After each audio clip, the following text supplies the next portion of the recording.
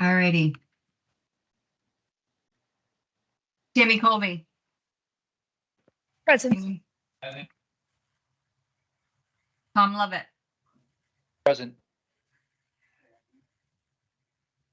Lyle Jepson. Present. Kim Gleason. Good morning. Patrick Brown. Present. Gabrielle Lucci. Here. Jenna O'Farrell. Present. Mara Severson.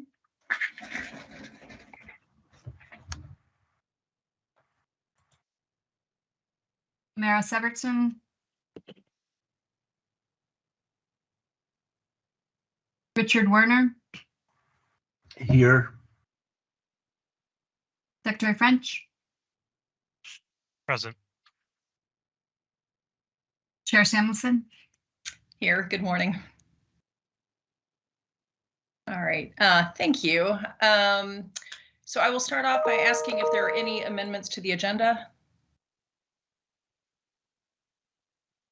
Okay, hearing none, we're going to move on to welcoming Richard Werner to our board, and I'll administer his oath of office in just a minute. But I wanted to take a second to introduce him and then give Richard the opportunity to speak. He comes to us from East Dover, where he's the owner of a property management and maintenance company.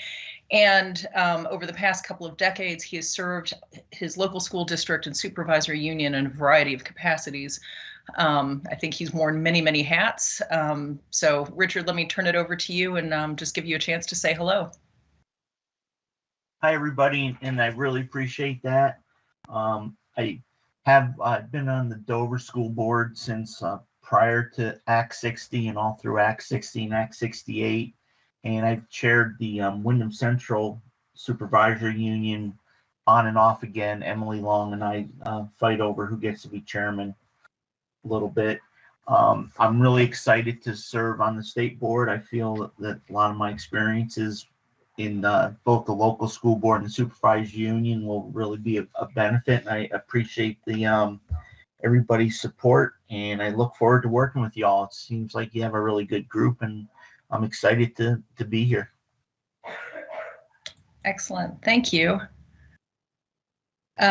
So at this time, I'm going to administer Richard's oath of office. So Richard, I've got two questions for you. If you agree, you can answer I do. The first is the affirmation of allegiance. Do you, Richard Werner, solemnly affirm that you will be true and faithful to the state of Vermont, and that you will not directly or indirectly do anything or act injurious to the Constitution or government thereof under the pains and penalties of perjury? I do. Great. And then the affirmation of office. Do you, Richard Werner, solemnly affirm that you will faithfully execute the office of member of the State Board of Education and will therein do equal right and justice to all persons to the best of your judgment and ability according to the law under pains and penalties of perjury? I do. Great. Well, welcome to the board. We're happy to have you with us and look forward to working with you.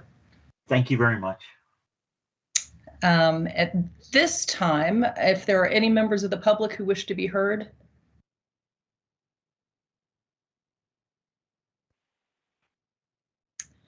So as we often do, I'm going to, is there someone? Yes, there is one. Good morning. This is Oliver Olsen. Good morning, Oliver. I'm just calling in to first of all congratulate Rich Werner as a new member of the State Board of Education. So welcome to the board, Rich. And secondly, just wanted to express my appreciation to all the members of the board for many years that I've had the pleasure of serving with all of you. I was unable to make last month's meeting, so I did want to say farewell and wish the board well as you move forward. As Rich just noted, I think you have a phenomenal group of individuals, and look forward to you guys continuing to do great work. Thank you, Oliver. And if you've got a few minutes to stick around, you are on the agenda. Yes, thank you. I'll leave the choice to you. But anyway, thank you for coming and for sharing your thoughts. And we definitely miss having you on the board, but we're happy to have Richard assuming your role. So thank you. Any other members of the public? It looks like someone has their hand raised. Yes. Hello. My name is Gary Blodgett. I'm the chairperson of the ESBR Board of Trustees in Ludlow, Vermont. And I wasn't sure if this would be the time to speak or if I'm more on the agenda later on. I think you're certainly welcome to speak now if you'd like. Okay. I have a statement. Is that all right? Yes, and let me just say too, if you would like to share a written copy of your statement with Maureen and Suzanne, we can include it with our minutes when they're posted. Okay, and I'll send it to them then. Thank you. Sure. Again, so I am Gary Blodgett. I'm the chairperson of the Board of Trustees of the Expeditionary School at Black River. And the subcommittee of the Board of Education met with our board, our head of school, and 3 parent guardians to review our visitation report so they could make a recommendation to the full Board of Education. This was Monday night. We were extremely grateful to Mr. Lovett's effort to have our meeting since we submitted our initial application 19 months ago. After a wonderful presentation from the 3 parent guardians about how ESBR was meeting their needs and the hope that their tax dollars would follow their children's education, the subcommittee heard from the visitation team. This team made the recommendation to not approve our application based on their visit last March. I believe this approval system is flawed. We are a beginning school, just in our 3rd year, with lots to learn. Although we took issue with some of the visiting team's findings, we did learn from the report, which finally reached our hands, and have made many adjustments. The current system, to our knowledge, does not have follow-up visits to see if corrective action has taken place. It's a snapshot from that one day. Because of this current process, the subcommittee also declined to approve our application. The chairperson, Tom Lovett, encouraged us to quickly resubmit a new application with the corrections that are in place and have another visitation. It was his recommendation and hope that this new application would be expedited, noting the lengthy process to this point. We appreciate his hope. As chairperson of the Board of Trustees, I was frustrated with this result. Our local community, like many in Vermont, was an unfortunate result of a good idea for trying to make taxes more equitable in the state. As Ludlow taxes increased and home values increased, many local middle-class families left and our price per pupil increased, leading to closure of our middle and high school.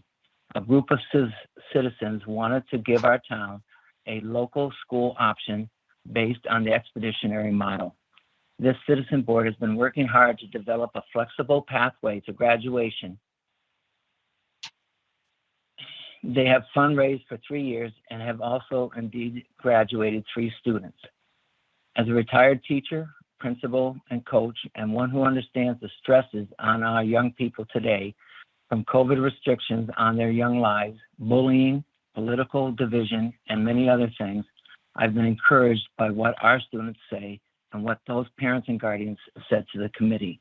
I do feel like ESBR is making a difference in these students' lives and that they are on the right track and that we are on the right track. For that and how the chairperson felt the process should be speedier, I am encouraged. We would be much better off with the added state dollars than that these parents pay, but we will continue to fundraise and will resubmit our application. Thank you for your time Thank you, Mr. Blodgett.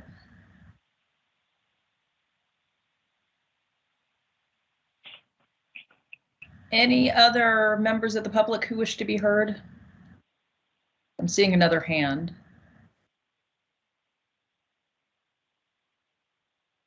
If you're calling in, I believe you hit *6 to unmute.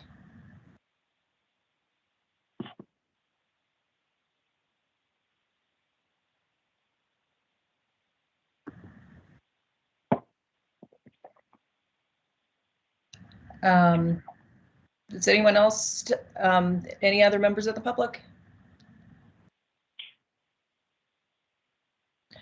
Well, we will leave this open for a few more minutes, just to have the 15 minutes that we've allotted to this agenda item. But at this point, I'm going to move forward and entertain a motion to approve the November 16th, 2022 meeting minutes. So moved. Okay, it's been moved by Kim Gleason. Is there a second? Seconded by Patrick. Thank you, Patrick. Is there any discussion? Okay, hearing none, all those in favor of approving the minutes from our November 16th, 2022 meeting, please raise your hand and signify by saying aye. Aye. All those opposed, please signify by raising your hand and saying no. Are there any abstentions? I abstain. Richard. Richard has abstained, and it appears that it has that we have approved our minutes. Thank you. I'm now going to turn to board announcements, and actually I've just got a couple of announcements. First and foremost, I just want to take this opportunity to recognize the members of the board, because I know that we've had some sort of last minute entries with subcommittee meetings and meeting materials, and my goal is to, give people the weekend to review materials, and I realize that that's just not always possible. Sometimes there are things that just need to happen, and getting those things done is more important than, sort of holding to a weekend to review the materials. But I realize that there were some, somewhat voluminous last minute entries, so I just want to thank everybody for taking this time, particularly during the holidays, and also just want to recognize Maureen and Suzanne for their efforts to keep us on track and organized and make sure that we all have everything in our agenda packet. So thank you. I also want to take a moment to recognize Robin Newton. For those of you who were on the board back in June, we had 4 Teacher of the Year candidates who came and gave presentations. And I remember Robin was the one who actually had, via Teams, board members get up and do a brain break. We had to stand up and do some physical activity, which really was, proving her point about the benefit of physical exercise and helping students and students of all ages learn more efficiently. So she has been named Vermont's Teacher of the Year for 2023, and she will begin her tenure on January 1st. So I just wanted to recognize her. And I also wanted to take a minute to recognize Patrick Brown, who was honored as one of this year's 802 diplomats by the Vermont Council on World Affairs. An 802 diplomat is someone who engages with ideas and citizens of other countries and cultures to help enhance global thinking and awareness. So congratulations, Patrick. Thank you, Chair Sam Wilson. And just one final announcement, and I see Kim has her hand raised. This is just a gentle reminder to check email at least daily, perhaps more often than daily. I think sometimes things are flying fast and furious, and I'm not sure if everyone is doing that, but I just thought I'd put that plea out there. So with that, Kim, I'll turn it to you. Thank you. And this is just housekeeping for those that weren't on earlier. I will need to step off and be listening after about 9 o'clock, compliments of my daughter's wisdom teeth removal. So I'll be on with visual as much as I can, and otherwise listening and participating to the best of my ability in transit. And while we're handling that logistic. Great. Any other board announcements? Okay, I'm going to circle back another time for members of the public who might wish to be heard. Okay, hearing none. I'm going to move ahead to item F, which is the resolution for Oliver Olsen. And I don't know if he's still on the phone with us, but I think everyone has received a copy of the proposed resolution of appreciation for Oliver Olsen, but I'm now going to read it and then we can vote on it. Whereas Oliver Olsen has served with distinction on the Vermont State Board of Education since 2018, and whereas he began his career in public service in 2003 and has served in numerous capacities, including as a planning commissioner, select board member, interim zoning administrator, and town moderator, Vermont representative for the towns of Jamaica, Stratton, Londonderry, Peru, Weston, and Winhall, and member of the Governor's Economic Mitigation and Recovery Task Force. And whereas he is regarded as an expert on Vermont's education finance system and has served on a variety of panels and task forces focused on education finance reform over the years. And whereas, regardless of the capacity in which he has served, he is known both for his deep knowledge on the topic areas upon which he speaks and for ensuring transparency in the lawmaking process. And whereas, during his tenure on the board, he was instrumental in overseeing the implementation of statewide school district mergers pursuant to Act 46 of 2015, crafting amendments to the rules governing the approval of independent schools pursuant to Act 173 of 2018, and successfully advocating for updates to the statutory procedures governing withdrawals by towns from their supervisory structures. And whereas he is acknowledged for his strong leadership and efficiency in developing subcommittees to distribute the significant and important workload of the board, and whereas he consistently exceeded the expectations of the position, and while doing so modeled a high level of integrity and professionalism, and whereas the governor has praised his tremendous attention to detail, a clear understanding of education funding and policy, and a vigorous commitment to the rules and integrity of the process. Now, therefore, be it resolved that the Vermont State Board of Education recognizes and commends the service and commitment of Oliver Olsen to the state of Vermont, and be it further resolved that his colleagues offer to Oliver their profound gratitude for his many contributions to improving education in Vermont, as well as their best wishes as he concludes his service on the board. And this will be dated at Winhall, Vermont, this 21st day of December 2022. So you've heard the resolution.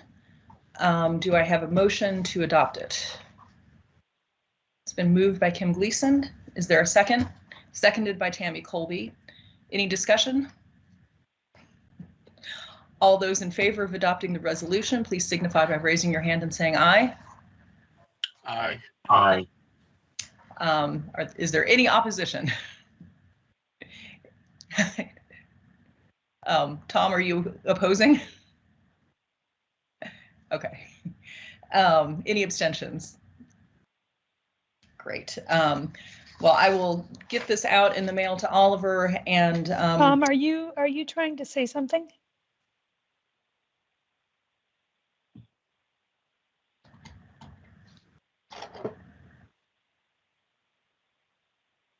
Oh, teams.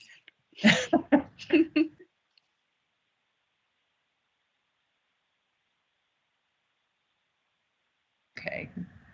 No, I was trying to I muted myself because there's background noise here, but I'm going to keep it unmuted so that I can participate. So that's all it was. Thank you, Tom. So I'm going to send the resolution in the mail to Oliver or have a copy sent. And then also he will be receiving this week a token of our appreciation, a commemorative bowl from Simon Pierce. So thank you guys. And with that, I'm going to circle back one last time for public comment. If there are any members of the public who wish to be heard. All right. So with that, I think we're going to turn it over to Gabrielle. I don't think Amara is here with us today, but Gabrielle, if you have any updates for the student report.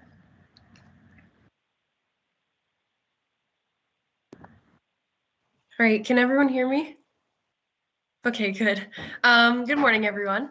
I don't really have too much to report today, just that in this last month especially, as I'm sure many schools across the country have noticed, we have had a lot of students getting sick, especially in our area. There's always a student out every single day.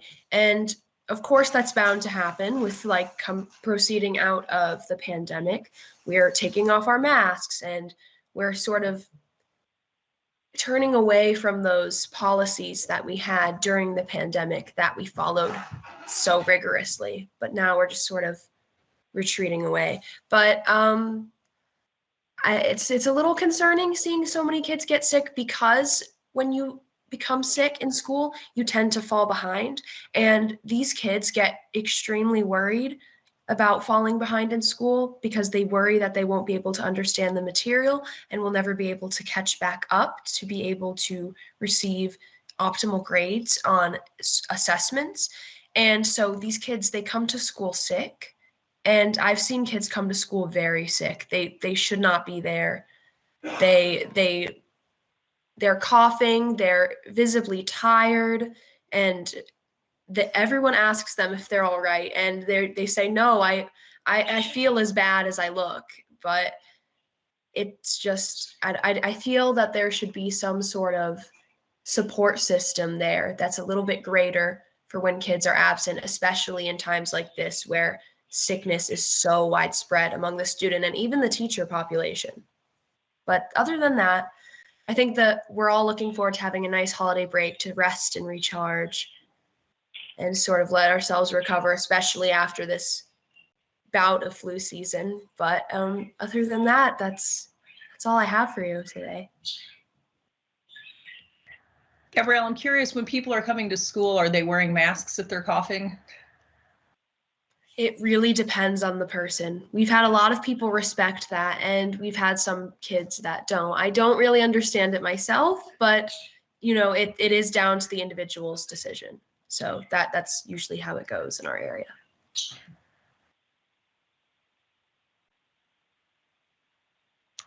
Any comments or questions for Gabrielle?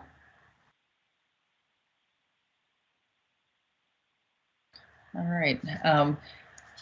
Have you started your break? I start today, yes. Okay, great. I hope you have a good one. Thank you. All right. So with that, let's move on. We're now a little bit ahead of schedule. We're going to do the update on education quality standards. So Tammy and Kim, I will turn it over to you. Thank you. Good morning. I want to start and apologize for the voluminous material. We're not seeking any action today, but we thought to have you all have in one place the materials that we've used in the foundation of our work would be helpful, and to give you an update, a more thorough update on where we are in the process. I know we've done that every month, but Tammy's put together some slides, and the materials that we included in the packet, you can review at your leisure. We began with the presentation from Act 1 that came to all of us in April, but then they graciously offered us a side-by-side and a guidance document that provided rationale for their decision-making, especially in their larger areas of change. And those were foundational to our work together. And then the summary sheet that gives you an update on our process is sort of bulleted to give you an idea of what we've done over the course of 14 or so meetings.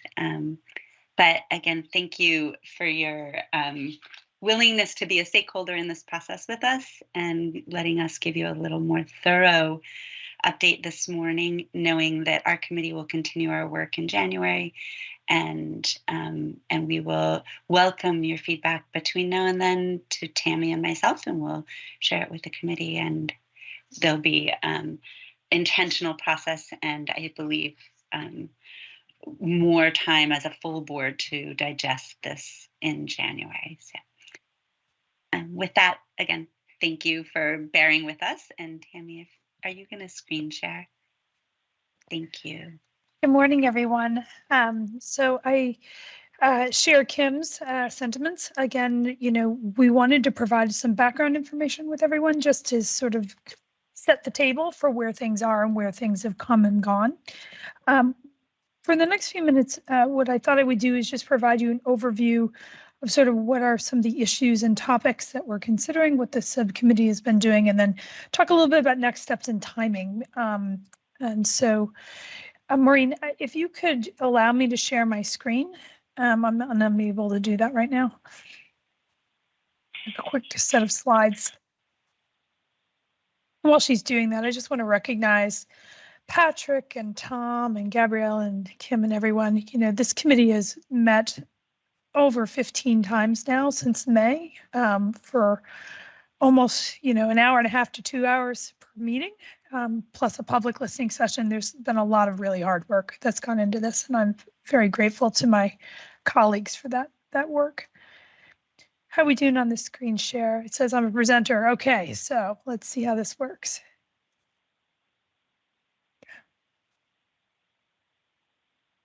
I believe everyone should be able to see a brief PowerPoint. So let me start that from the beginning.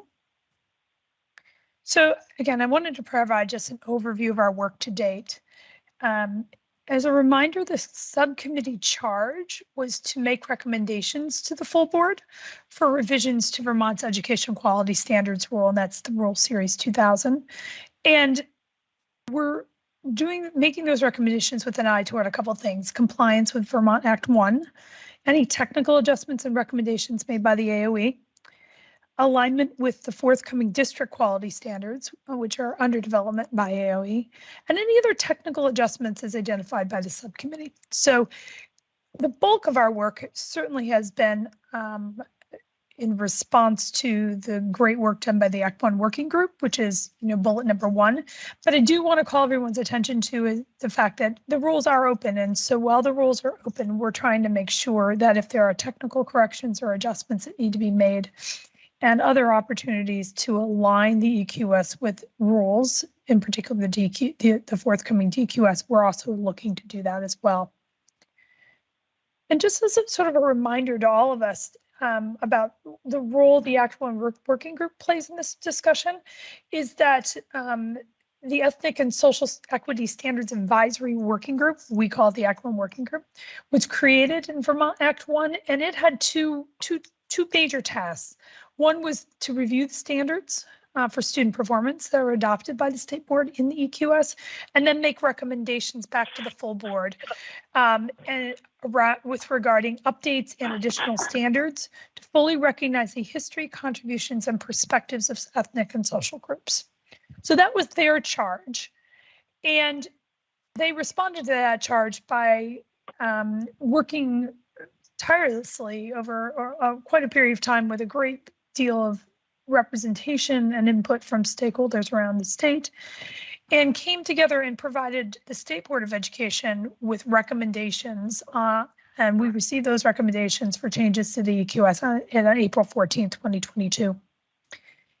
As Kim mentioned, though, with those recommendations in hand, the subcommittee actually made several additional requests of the Act 1 group.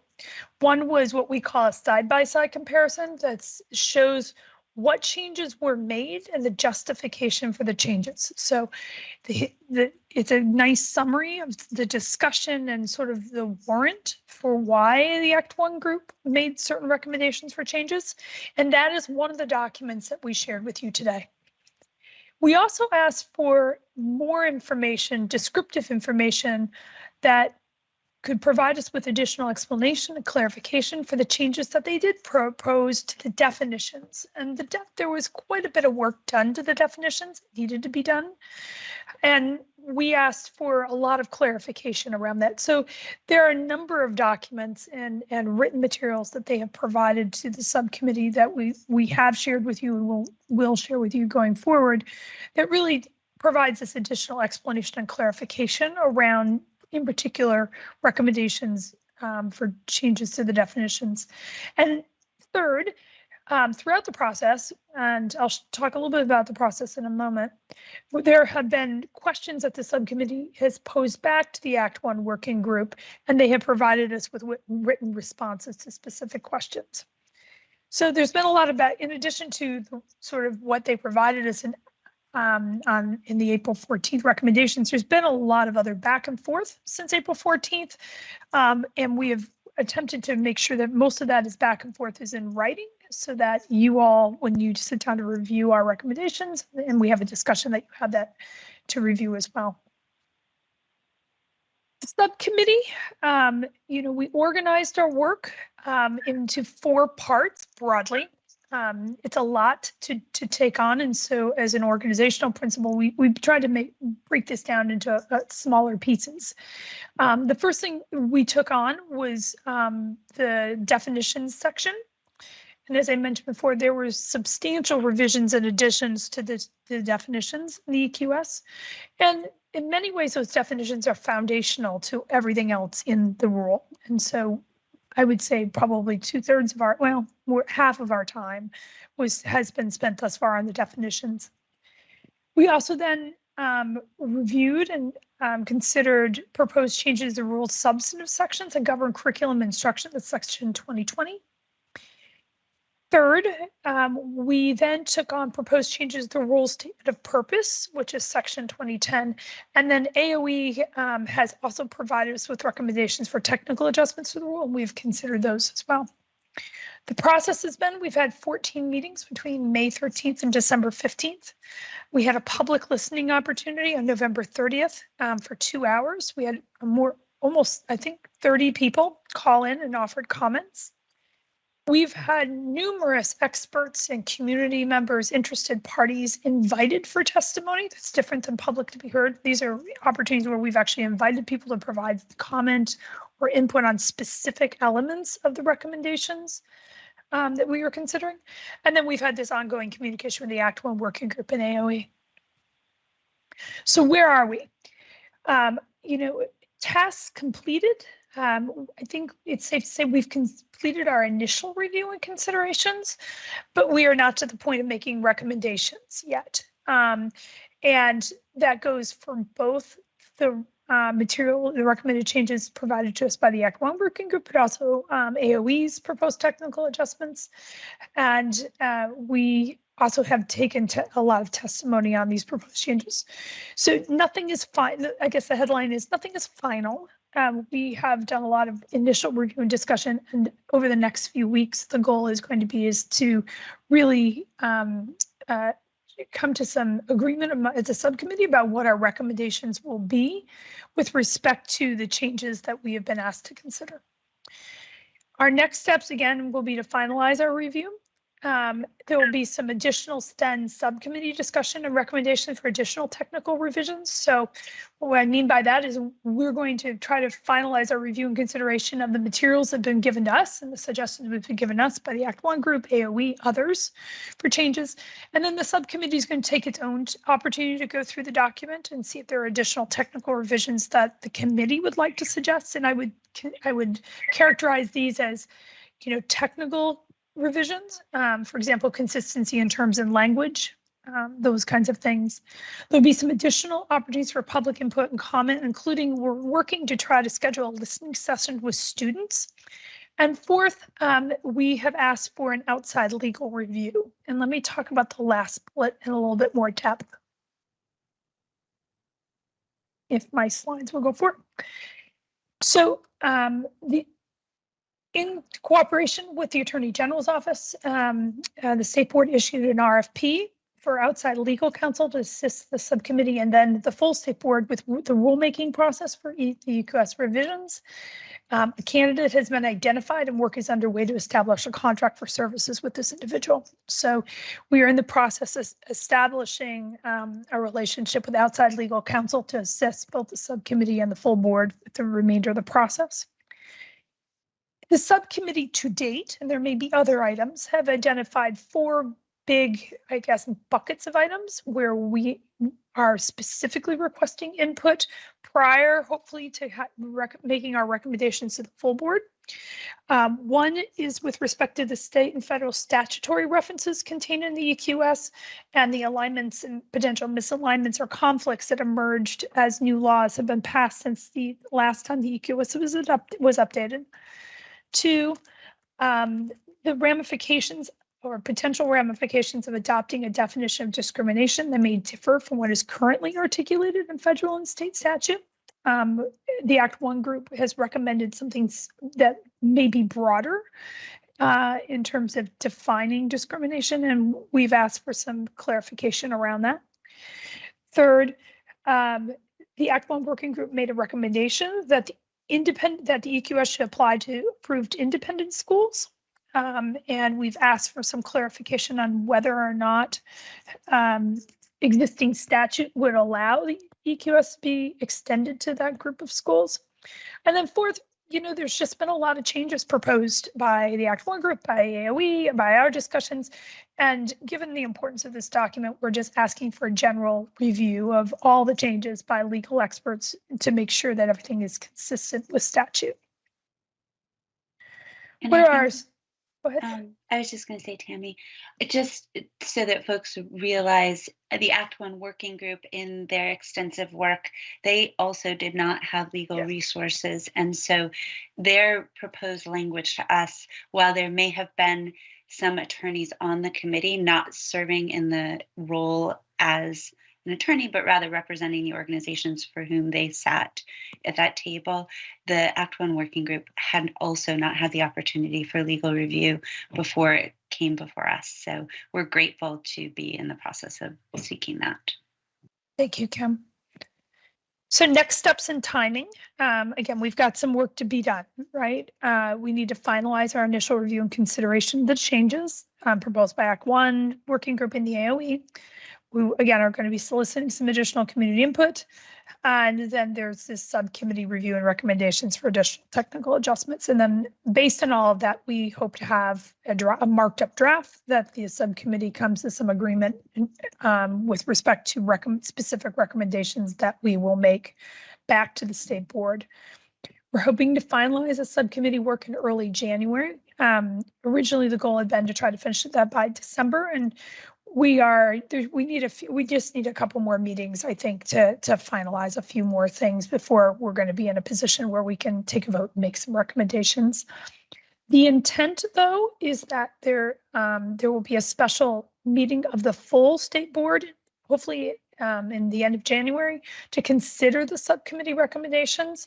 So this is a enormous body of work, and the sentiment is that it would be really hard for the full board to do justice to the kind of conversation that we need to have around this in the context of a regular board meeting. And so the intent will be to schedule a full meeting that is focused just on this. And we will be getting a date on the calendar. Again, the goal is for end of January, but we're not quite certain enough about when the subcommittee work will be finished that we want to schedule a date as of yet. And then the goal again is to initiate the formal rulemaking process by the end of February. And this would keep our work keep our work sort of on a parallel path to the work being done by the Agency of Education on the district quality standards, with the goal of those two things moving through the rulemaking process in parallel. Because they basically need to work together, and it would be really hard to have these two things go through the formal rulemaking process at two different times, and then try to keep those two pieces aligned with one another as comments and things like that come in. So let me stop there. That's a lot of information, and again, happy to answer questions and open the floor for discussion. And Kim, did you have anything that you wanted to add? I don't think so. Just a reminder that the full state board is getting a look more closely at your leisure at the full body of the material, our current working draft. And so we really do welcome your feedback to Tammy and myself that then we can consider as a full committee as well. So questions, anything that may strike you as you go through it will be helpful to us to anticipate questions and try and get clarity on how we came about our decisions. We've been working together as a committee for a lot of months and tried to keep track in our comment section of the document how we came about our decision of the areas where we've made changes to the Act One proposed language. So But thank you, Tammy, for putting together that the slides to bring everybody sort of up to speed on the work we've been doing.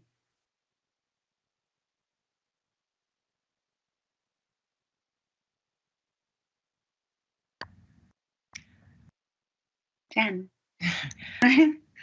Could you remind me, when does the APA rulemaking process begin for the district quality standards? Like, what is the date in February that we are wanting to align with? Maybe Dan. Yeah, we have a statutory requirement, I think, of February 1st. Okay, so that's not delivered to LCAR. Okay, that's like literally the beginning of February. Yes. Okay. And Dan, I guess Dan, not LCAR, ICAR, correct? Oh. I'll have to check the statutory language on I that. think it's ICAR first and then LCAR, but I Richard, think LCAR comes don't after worry. public comment. Yeah. Okay, and with regard to the legal counsel, my understanding is that the paperwork is in process. It is not completed yet. So we're looking at early January to have legal counsel up and running. So to that end, with regard to the special meeting, I think board members can expect that there will be at least one doodle poll as far as finding a date, probably toward the end of January, just to give the subcommittee time to finish its work with the benefit of legal counsel. So just to forecast that, I think probably at least one special meeting toward the end of January.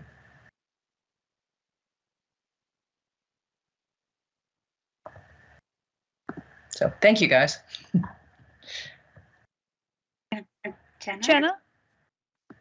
Thanks. I just wanted to thank the committee as well. This was a huge body of work, and I appreciate the bringing in experts and really getting the voices of others outside of this group, and really making this an inclusive process.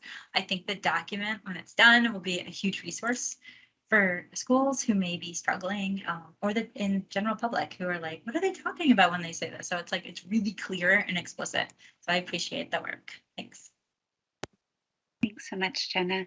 And just a reminder regarding process again, we are doing front-loaded work to make sure that we've engaged in and own and understand as a state board this document. We are taking in the proposals and the months of work that Act 1 had done, trying to distill, understand, make sure if there are ways that we can make the language more clear and able to be implemented to the field. That was the question, maybe the prevailing question we asked sort of experts coming in to speak to us. Do you find that this strikes the right balance between specificity and autonomy to be implemented within their districts? And uniformly, we heard affirmatively that did that. And that's a very delicate place to land, and we are incredibly grateful for what Act 1 put together to bring that balance to us. And the additional work we've done, I think we've sought to ensure that it is offering additional clarity, is responsive to other things we may be hearing, and then circled back with Act 1 for their broadly engaged participants in their work to ensure that we've not stepped on something that has really been vetted thoroughly and thought through with their working group, which offers better representation of those with lived experiences than we're able to have. So that's been our intention with this work. When we get through this as a full state board, our committee will bring to you a proposal. Our full state board will need to get to a place of being comfortable with moving it into ICAR. We don't have a legislated responsibility for a drop-dead date of February 1. To the extent that DQS and EQS reference one another, we want that to be clean and on a timeline that's close to the same. Once ICAR begins, it's an eight-month process, if I'm remembering correctly, and then there will be formal public comment. So what we're doing now is to inform ourselves, make sure we bring you the most thorough draft we can. What will happen when we get into the formal process of ICAR and LCAR will be formal public hearings additional to what has already been done, where we'll take in additional comment and walk through in a very formal way our response to that. And I know, having been through it with Jen on 2200 and Tom, it's a very intentional process as well to take in additional comments. So people will continue to have opportunity, as I'm going to channel John Carroll and say, I think our intention is to be to 95% of the work as best as we can get it, hoping that any change that comes after is not as substantial as the work that came before.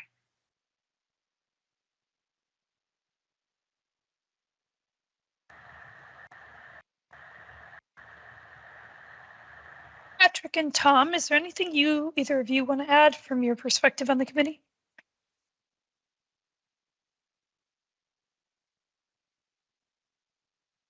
Not really. The one thing that does come to mind is that in this additional period of comment, one thing that we've noted is that all of the public comment virtually all the public comment has been supportive of the work, and that we recognize there may be some voices that are not supportive of the work that we will hear from, but that will probably be in the larger public comment period that will come after we initiate rulemaking. But we've been seeking out, as Jenna noted, as many voices from the field and as many perspectives as we can manage through this process. But we recognize that there are some voices probably out there that we haven't heard from.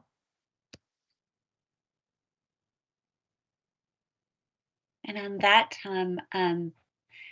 particular to the 2-hour public listening session, there was uniform support for the need for these changes to EQS.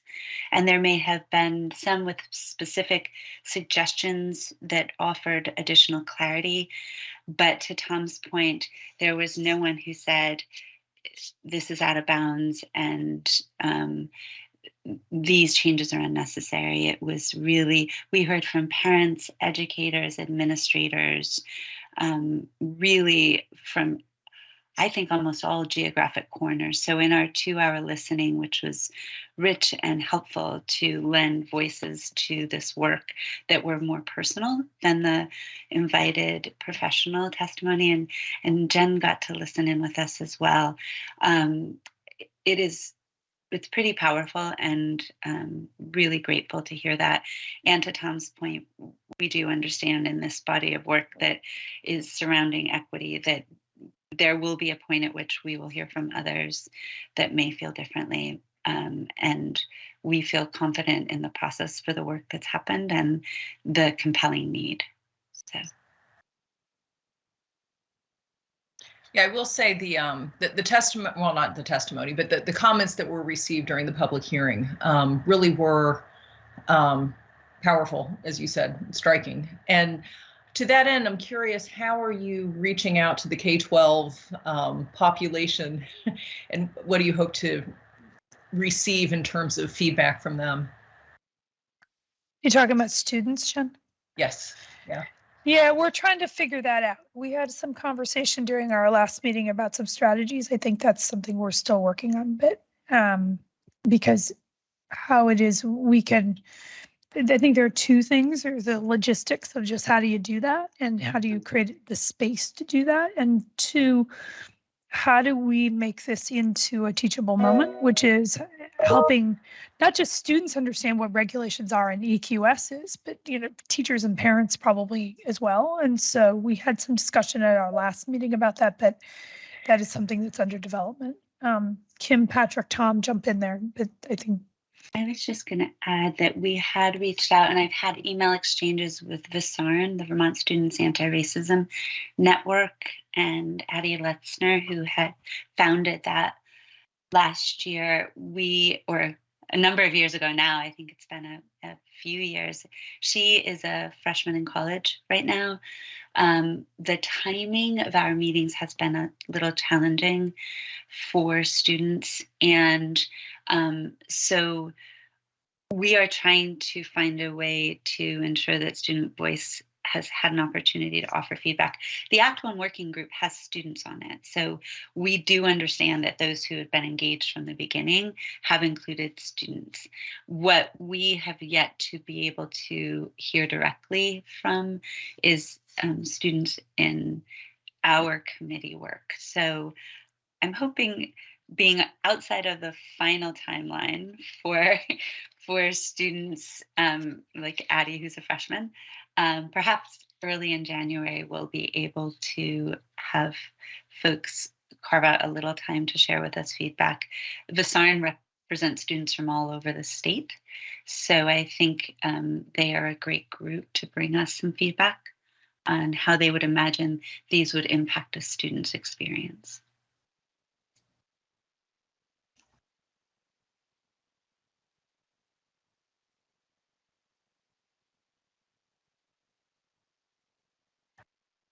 I think before I have to go to no video, I would just add again, if as you're looking through any of these materials, you have any thoughts or questions for Tammy or myself, we'd love to ensure you feel engaged as stakeholders yourselves as well. And each of us come to this work on this board with pretty unique hats and experiences that we think will offer great feedback. So. And Kim, if board members do want to provide comment, what is the most helpful way to? I think via email. But like, do you want it tied into the document of the rules themselves? Do you want like a separate cover sheet? Like, what's going to be most helpful for you? Please don't mark them up. Yeah. Please don't go in and mark things up. I think they're protected, so they won't be marked up yet. But I do think it can be general, it could be specific. We haven't put our eyes to it with its, let me say, Tom's our chief grammarian, and so we haven't gone through with that even typo version of eyes. I'm sure Act One did before it got to us, but we've made some changes that we want to make sure are uniformly used throughout the document. We have yet to do that, but broad feedback, specific sections that you have specific recommendations on. The more specific, the better for us, but we'll take it in an email form into Tammy's request, preferably not in marked up, but cut and paste from there if you want, and then in the email, give us specific suggestions for us to consider, and even just questions. I was going to say, it doesn't even need to be suggestions, but questions I think are helpful as well. Again, we have a couple more subcommittee meetings where we're going to be sort of trying to land the plane and sort of get to a point where we can get a document to everyone for the full board's consideration, and a set of recommendations from our committee, that we feel pretty good about. And, all along as a group, we've been, I think, pretty much in sync with one another around sort of what the changes have made. And you can see it in the document where we've already tentatively agreed to some things as well. So, but if you, in your spare time, want to review the corpus of the work, we would appreciate it. And if there are things that you note in terms of questions or something that you think should be considered, please get an email off to Kim or me, and we will make sure that we get that in front of the subcommittee before it comes back to the full board. Thank you. Thanks, folks. I'm going to turn off this and dial in and join you differently. So thank you, everybody, and I'll be listening. And again, thank you to the subcommittee for not only engaging in this work. I realize that it has been somewhat voluminous, but also Tammy, the slideshow presentation, I thought was a really great way to sort of frame the work that's been done and still needs to be done. So that's very helpful. Thank you both, or all. All right, anything else on EQS? Okay. Dan, are you ready if we jump into the update on the DQS? Great. Yeah, sure. Good morning. I want to welcome Richard to the board. Richard, look forward to working with you again. This is a discussion item, not an action item, but parallels, I think, nicely with the EQS discussion. So the General Assembly charged the agency with developing district quality standards and quality assurance process. So there's two components to the work that the agency's working on. Emily Simmons, the agency general counsel, put some clarification in the chat around our obligation to finish this work to ICAR on February 1. So that's sort of our timeline. So there's two components to the work, the DQS and the quality assurance. DQS itself is actually fairly simple. The law, I mean, simple to a certain extent, but the law describes three areas for basically standards. So we're creating standards and regulation, very similar function to the EQS, description of standards. There's three domains in the DQS, district quality standards. They are business operations, facilities management, and we're adding safety to that. And then the third is school board governance. So these are new standards, never existed before. The idea was to augment the EQS with an additional description of some of the quality processes, if you will, that districts engage in that are fundamental for the ability to deliver on the education quality standards. So that work's proceeding more or less on schedule. We, in terms of the school board governance standards, which is kind of interesting, I think we worked with the School Boards Association, and they led a process starting in July through November with their membership, and then reaching out to various stakeholders in the school board community to come to some agreement on general standards, if you will, and they were very successful in doing that. I think it's interesting because I've noticed other states working on the same kind of issues right now, because school board governance is a significant variable in our ability to enact quality. So that was great to see, and I really thank them for their work. So the description of the DQS, the standards themselves are very, I think, very easy to a certain extent, very straightforward, and really don't have any interoperability with EQS. But what we're trying to do with the quality assurance, the second piece of our work, is to pull elements from the EQS and the DQS together into a single quality assurance process to exist in regulation. When I talk about quality assurance, it's really the thinking around that is the state in Vermont, from our Constitution, the state's ultimately responsible for education of students. The state delegates a considerable amount of authority appropriately to local school districts or superintendents to enact that responsibility. So the state needs to have some assurance that when that delegation happens, that's actually being fulfilled. And previously, going back to like 2000 or so, the quality assurance concept in Vermont and across the country was sort of taken over by this idea of accountability in the form of No Child Left Behind Act. So really from like after 2000 or so, this idea of quality assurance really was assumed by this concept of quality, adequate yearly progress, accountability, and so forth. And I think you're all familiar with that. And that more or less ended in 2014. But then the federal law was reauthorized under what's called the Every Student Succeeds Act, or ESSA, and Vermont moved into a different quality assurance process that's described in our ESSA state plan with the U.S. Department of Education.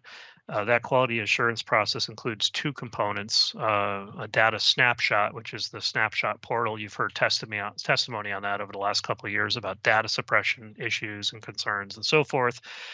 The other component are what we call integrated field reviews. So what we're trying to do, and I should say none of those or neither of those processes exist in regulation. So we currently don't have any quality assurance process in rule or regulation. So kind of what we're trying to do here is to acknowledge that that's an oversight. We really, anything that we're doing in terms of approval and quality, as we've seen with the independent schools, needs to be articulated in regulation. So we're trying to pull together the essential elements of the EQS while the subcommittee's been working on that work, which you've heard about. We're trying to really enable that to come together with the DQS in a meaningful way in this quality assurance process, if you follow me. that is a challenging piece because as much as the EQS piece is settling and it's really developing some really nice coherence, and the DQS is coming together, we're now trying to build this new quality assurance process essentially for the first time, but to really make it impactful, manageable, doable, and so forth. So that works coming together. Last month, I believe the board voted to designate Tammy Colby as its sort of representative to that. So it's useful to have Tammy having a foot in both worlds, so to speak. And we're working to develop a prototype now of the quality assurance rules, and we should have that completed shortly after the holidays. And then we're going to try to assemble all of this in one coherent sort of draft, if you will, and then really begin some focused engagement in the month of January. So, and that's on our schedule to bring back to the full board, sort of, I think it's at the board's regular meeting, or it could be this additional meeting that's being scheduled, where we present the body of the DQS and how we envision this all coming together in a quality assurance process that takes essential elements of the EQS with the DQS and describes roles for local school districts, roles for the AOE, and then a role for the state board, which is already in statute. So that's a quick summary. Be happy to answer any questions on that work. Dan, if I could just prompt you, could you provide just a little bit more information about the state? I know you're just update the board on the stakeholder engagement piece as well, because I think that's important to sort of the entire picture here. So maybe just a couple more sentences about sort of what that's going to look like and how that's going to work in January. Yeah, so I think it was that last month, one of the statutory requirements is that the state board approve an engagement plan for the agency to follow. And that this is sort of a new process where the agency itself is leading a rulemaking process. So we envision and the legislature approved this idea that the state board should have some assurance process over engagement for the agency. So we have a plan to do that. What we essentially, that's more or less followed the plan that the state board's approved.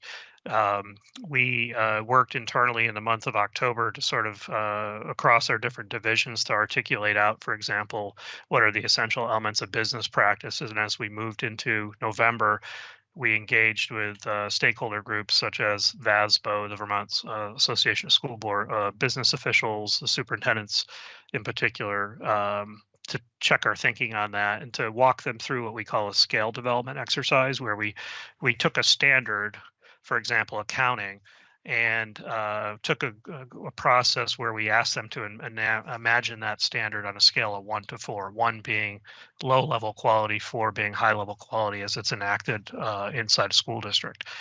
So we used that process through November, the scale development process, really to engage stakeholders in refining the standards. And again, I think all in all, the DQS process is fairly straightforward. I think the real challenging work is going to be on the quality assurance piece. So what we're doing now is largely internal inside for the agency, is to develop a prototype. And then once that, because we're having our legal team lead that right from the beginning, because it's going to be important to situate that in rule for the first time. So we really want to make sure it's connected to local responsibility, but also the other end of that is statutory authority that the state board already has. So we have two bookends that we have to build a bridge, a regulatory bridge in between. So that I think it's appropriate that the agency sort of take that on internally in the month of December, and that's what we're doing now. But then in the month of January, once we assemble these parts, then we'll begin a focused period of engagement, which we're still organizing. But basically, I think those will be half-day sessions hosted by the agency with various stakeholder groups to come in and work through what we're articulating out as a draft prototype of quality assurance.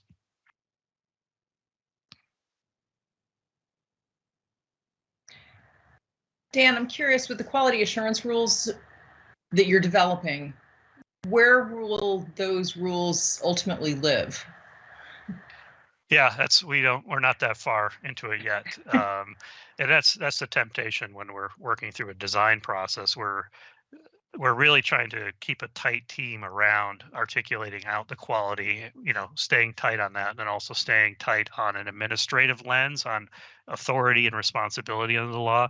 We're certainly familiar with, a lot of the political commentary that will come for this, and certainly, how to editorially fit it into a rule book. We don't know the answers to that yet, but I think our crack legal team will be working on that. As you know, they have significant familiarity with the organization of the rules, so I'm not worried about that. But I think again, that's why I think the legal team has to champion this next step. I will say February 1st is not the end of all this work, because we've been very clear with our team internally, and I've discussed with you a bit. The next step would be to contemplate a revision to our S estate plan. So I'd like to have this work drive our plan with the U.S. Department of Education. So we will then embark on a revision with the S estate plan through the spring and into the summer. So we'll make sure all these things kind of come together in a way that makes sense for Vermont. It's a lot of work. Oh, and then the last step would be to take the S estate plan revision and reorganize the agency in order to administer and staff the new rules and regulations. So that's really it from me. I'm happy to answer more questions. What is the timeline on that? Like, you're not thinking that's going to get. Yeah, I mean, it depends on what's in it, right? So I think in particular, we want to look at the administrative structure of how we supervise the quality assurance process that currently exists, namely the integrated field reviews, the data snapshot, and how those two things come together. And COVID has disrupted that process to a certain extent. It's very similar to the site visits and with the independent schools. I mean, we're just now getting those systems back online. We put a hold on all integrated field reviews for this fall. Not a major concern, as we're also administering education recovery, the unprecedented number of federal dollars that are now flowing through the system. So I think, it remains to be seen. It really, again, the content of these rules is, that function should drive the form ultimately of how we administer this inside of state government. But that is an important consideration right from the beginning. We don't want to create a quality assurance process that it's difficult to administer. So it has to be doable and manageable, with a focus on actually doing the work of teaching and learning, as opposed to processes to provide a quality assurance. So as much as possible, we want to embed things along the way. So we're being attentive to those issues, but I just want to alert you that there are other steps in this work as we get into it. And Tammy, I don't know if you have anything that you want to add from the quality assurance perspective.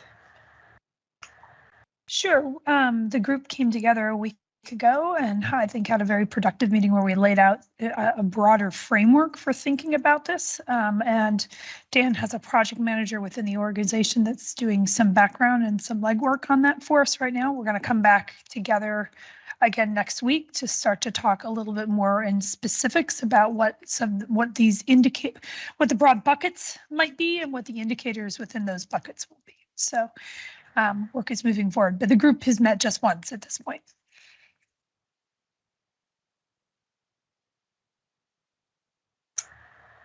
Board members, anything else? Comments, questions, concerns?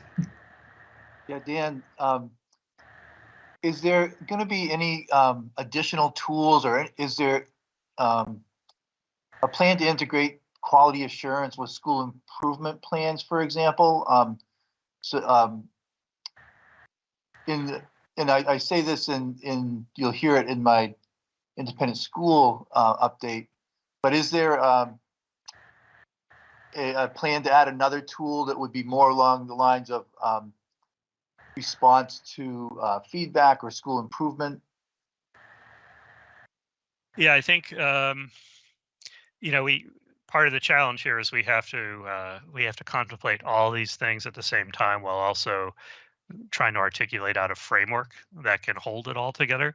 So, for example, inside the EQS, the Education Quality Standards, we intentionally, because the state board subcommittee is really engaged with the Act 1 work around the EQS, we made a decision very early on, I'd say last spring, when we were looking at this new charge from the General Assembly, that the agency in particular did not think it would be helpful to make major structural changes to the EQS simultaneously when doing the DQS. So we provided very, I would say, light technical feedback to the subcommittee. We really want the Act 1 work to be the major lens through which the revisions to the EQS are being contemplated. That being said, as we're assembling the quality assurance process, we wanted to identify what we call the high leverage elements of the EQS. You know, again, the quality assurance process has to be doable. It has to be manageable. It has to be articulated on a scale that is Vermont-ish. You know, it can't be the best quality assurance process that can't ever be implemented in a small state like Vermont. It has to be something that's impactful, but also cognizant of our resources and the scale of the system. So what I mean by that is we're looking at the high leverage points to pull out of the EQS. And we've identified 5 areas of the EQS. 4 we have identified previously as a result of Act 173 work. So those 4 are, these are district level processes that are in the EQS that we think are important. 1 is coordination of curriculum. 2 would be local assessment planning. 3, needs-based professional development system. 4 is a tiered system of student supports, the MTSS issue. And the 5th one is the continuous improvement process. So to your question, Tom, kind of what we have to look at as part of the quality assurance is we anticipate taking essential elements out of the EQS. We identified quality or this continuous improvement idea as something that's inside the EQS that it's a large body of the EQS regulations. I mean, it's well described in the EQS. So we identified that as one of the 5 key areas. So then we're left with the consideration is continuous improvement. Is it sufficient itself to be a quality assurance process, or is it a subcomponent of a larger quality assurance process? And we've concluded that it's a subcomponent. So somewhere as we assemble this larger quality assurance process, we are going to embed the EQS subcomponent on continuous improvement, if you can follow me. So from there, yeah, we'll be looking at tools, processes, and again, this implicates the agency's administrative structure.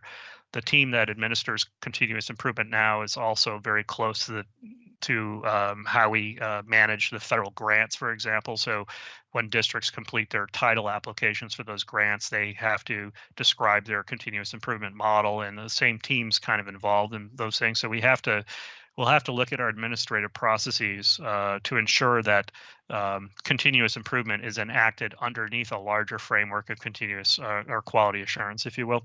I don't know if that makes sense, but it's a complex process to kind of situate these things together while also contemplating how we would staff it and administer it in compliance with federal law and regulation. Thank you.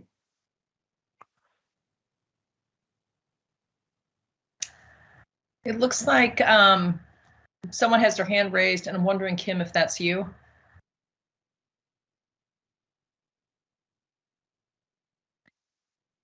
The phone number ending in 45, and I don't know if that's a board member.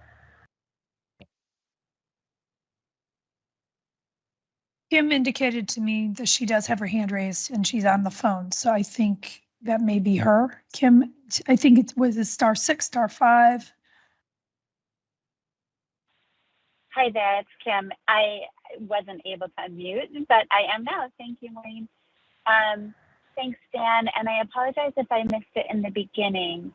But do we have a draft of the proposed DQS, or it sounds like quality assurance is not quite as far along, but I recall that you were getting a draft of DQS from the VSBE, and I think that with the engagement plan, there was a thought that the state board would be among stakeholders, as well as follow-up feedback when you were along in the process on the accountability, that there would be specific feedback sought from those, I guess I'll call it the V's, and otherwise other folks as well. So I just didn't know if I've either missed it or I missed it earlier in your presentation. I apologize, I had some trouble getting in. We'll present a draft of the DQS and quality assurance. We haven't produced a draft of the DQS separately. We're presenting it as a complete model in January. It's my understanding that Tammy is the board's representative to this process. That's the action I believe the board took at the last meeting. If there's additional board members that would like to be involved, you're welcome. But that was my understanding, that Tammy was going to be the board's sort of contact on that for now. on sort of the I took incremental to follow- involvement. Yeah, no, I didn't think specific, but I thought that I understood, and I'm recalling from your proposed engagement plan that we would have an opportunity as a group to at least review it as stakeholders, and that there was a timeline I thought that was different for feedback from the V's and others before this would, I guess, maybe just more broadly, Dan, how is the engagement plan and schedule going, and what has the engagement and feedback been from stakeholders broadly? Yeah, I guess, there's so much work going on, particularly through the month of November. I don't know if I could summarize it kind of informally through an update like this. I think that is the question perhaps for a formal board review of the engagement plan at a subsequent meeting. But we've sought to engage with technical experts in the field on the specific issues. So, example, business operations standards. That work has been focused on engaging with school business officials and superintendents. We haven't brought in teachers, for example, just for the sake of engagement on that. We've been really working with the folks that are directly responsible for those functions. But our intention is to, particularly as we get into the quality assurance, we invited board members to be part of that based on the engagement feedback that we heard. It's my understanding that the board designated Tammy to function in that capacity. If the board would like to designate other board members to participate, we didn't welcome that. But we won't be producing a summary of the engagement until we produce a summary of the rules, and that'll be in January. Okay, I heard you say earlier it's a February 1 timeline, and I guess I understood differently. I definitely am grateful that Tammy is able to be the liaison and the person representing the board on the accountability standards. I think broadly it would be helpful for us, especially Tammy and myself and the EQS subcommittee, to see where you are in EQS and the accountability standards, so that we can do our best to appropriately reference one another in our work. And I thought that I had understood, and I had pulled up and looked at last month's, I don't know if we had to formally approve or otherwise, the engagement plan, and I thought that there were particular timelines for drafts to have been reviewed by other bodies. I thought we broadly were among them, should just receive a copy of it and be able to offer feedback. I guess we can wait to be part of the formal ICAR process, but I don't think that's what I understood. No, yeah, that's not what I'm saying either. Yeah, I think there are two things going on, and one is this work that Dan's pulled together a working group that's helping to develop these quality assurance standards, and I'm part of that group. But there also will be an opportunity for the board to review the DQS and the quality assurance standards as a sort of participant in the stakeholder review process. I am not the one person from the board who's going to be doing that for the board, being that review. I'm just contributing. I'm just a representative from the board on the quality assurance team, the team that's trying to develop these quality assurance standards. But my understanding, Dan, correct me if I'm wrong, the full board's going to get a look at the DQS and the quality assurance and have a chance to comment on those before the ICAR process. Absolutely, yes. Yeah. There's just two things going on here. It's going to be in January. I mean, that's the thing. I mean, ideally, we've been able to deliver all this earlier, I suppose, but it's really a complex project. So I think everybody. Yes, it is a complex project, and so is EQS, and trying to line up the two things. So, I mean, to your point, Kim, my understanding, I think Dan's saying the same thing, is there will be an opportunity for the full board to see the entire package of materials come through, but it would be really hard to do the DQS separate from the quality assurance standards, and so those just need to be developed, and then that is coming back to the board for its review. I'm not reviewing on behalf of the board. And then that around the same time, the board will be looking at the EQS stuff. But as soon as the DQS and the quality assurance standards are available, Dan, I've heard you say that you will share that with the subcommittee, the EQS subcommittee, so we can do an alignment check, correct? That Yeah, absolutely. Yeah, I think, yeah. you know, it's and just so folks know, it's not a linear process. I think, you know, as much as we'd like it to be, engaging in the work, you know, there has to be sufficient stability in the DQS for us to begin working on the quality assurance process. Like similarly, there needs to be sufficient stability in the EQS revisions for us to contemplate the quality assurance. But the quality assurance process, as we dig into that, will allow us to go back and make changes to the DQS. So it might be through the consideration of operationalizing a quality assurance process that we say, you know, this standard is inappropriate, or it should be looked at from a different perspective. So that's ongoing. So we intend to, once we pull all elements together, deliver a complete draft to all stakeholders, including the state board. So that'll be a January event. So January is Great, going to Sam, be. thank you. January I is was just going to say we'll all be so busy in January. That's helpful to understand. And it's better. almost here. And, So I know, exactly. it's only days away. Don't blink. We'll be there. Yeah. I think I'll just offer one other suggestion, and I appreciate that DQS and EQS are separate, but thinking about it from just more personal experience as a former school board member, the governance piece and all other pieces of DQS and the quality assurance process hopefully will also have a similar lens of equity. I think a lot of what's in EQS doesn't happen unless the mandate is that administration and board have responsibility to it. So just so that they would sound as though they are crafted in language that is inclusive and with a mindful eye towards equity.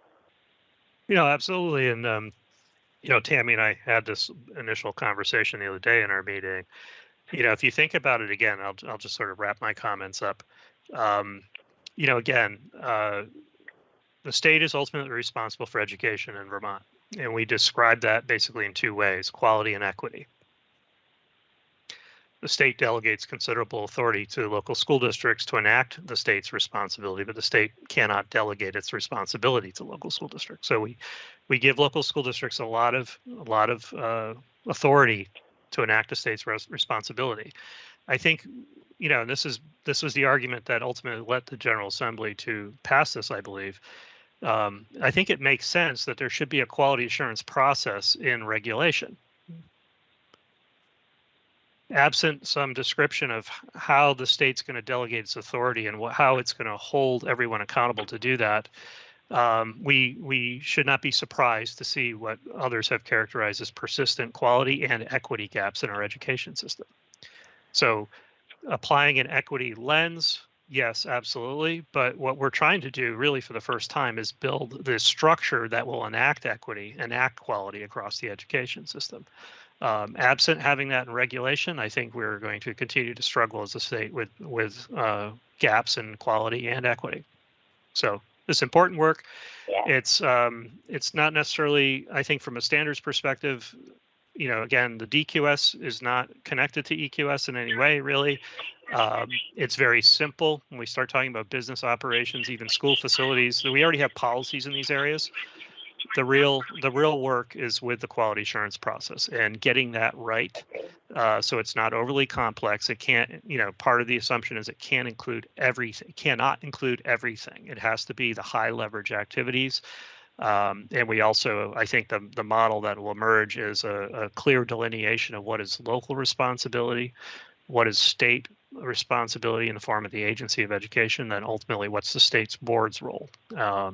So we've got our eyes on all those things. I think it's exciting work, honestly. I mean, for most of the stakeholders that touch this work, who have touched it in the last 6 months, they come away from it thinking this is important and exciting. So I think Yeah, you'll enjoy seeing it.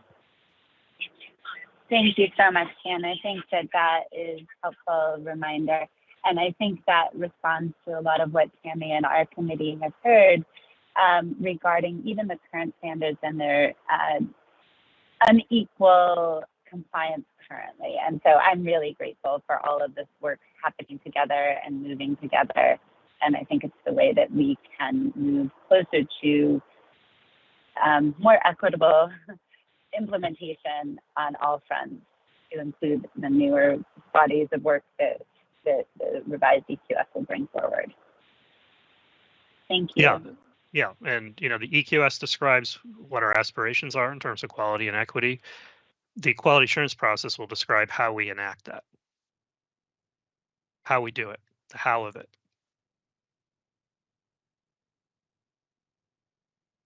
All right. Any other comments or questions? Dan, I want to thank you for your presentation, because at least from my perspective, that was really helpful to understand how DQS, EQS, and quality assurance all sort of dovetail together, and what the interrelationship is between them. So thank you. So I think we're a little bit ahead of schedule, and maybe what we can do is skip ahead to item O, which is the State Board of Education Annual Report to the General Assembly. And let's see if we can take this up before the break. So I believe you all got a draft copy of the report that I prepared. And I think what I'd like to do is open it up for any comments or questions, and then ultimately put it to a vote if it seems like we're in a good place to do that. So let me open it up first with any comments or questions.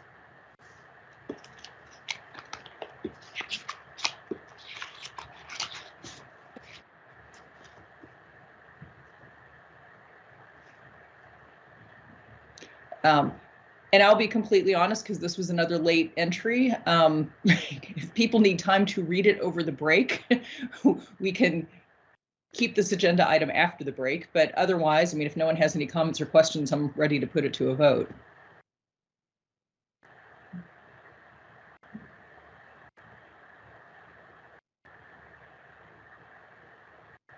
This is just a general question.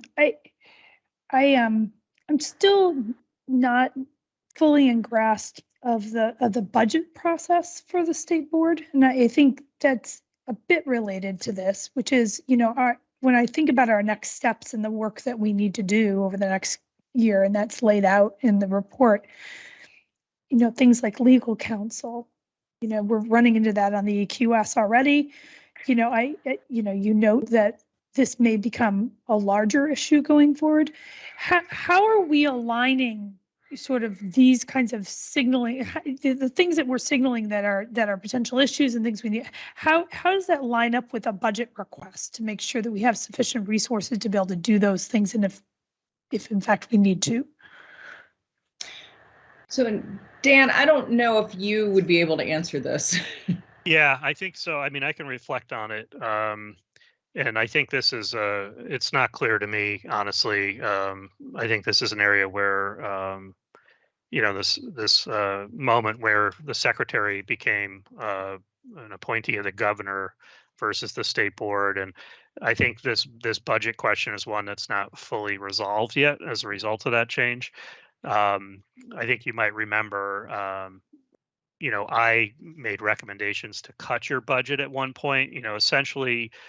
I think historically the agency's budget and the state board was a subcomponent of the department's budget. So, we presented a budget essentially as the commissioner of education. I worked for the board, so I was putting your budget together with your input, and I was advocating for your resources. Now, I think the board's budget is still viewed as a subcomponent of the agency's budget, even though it's not per se.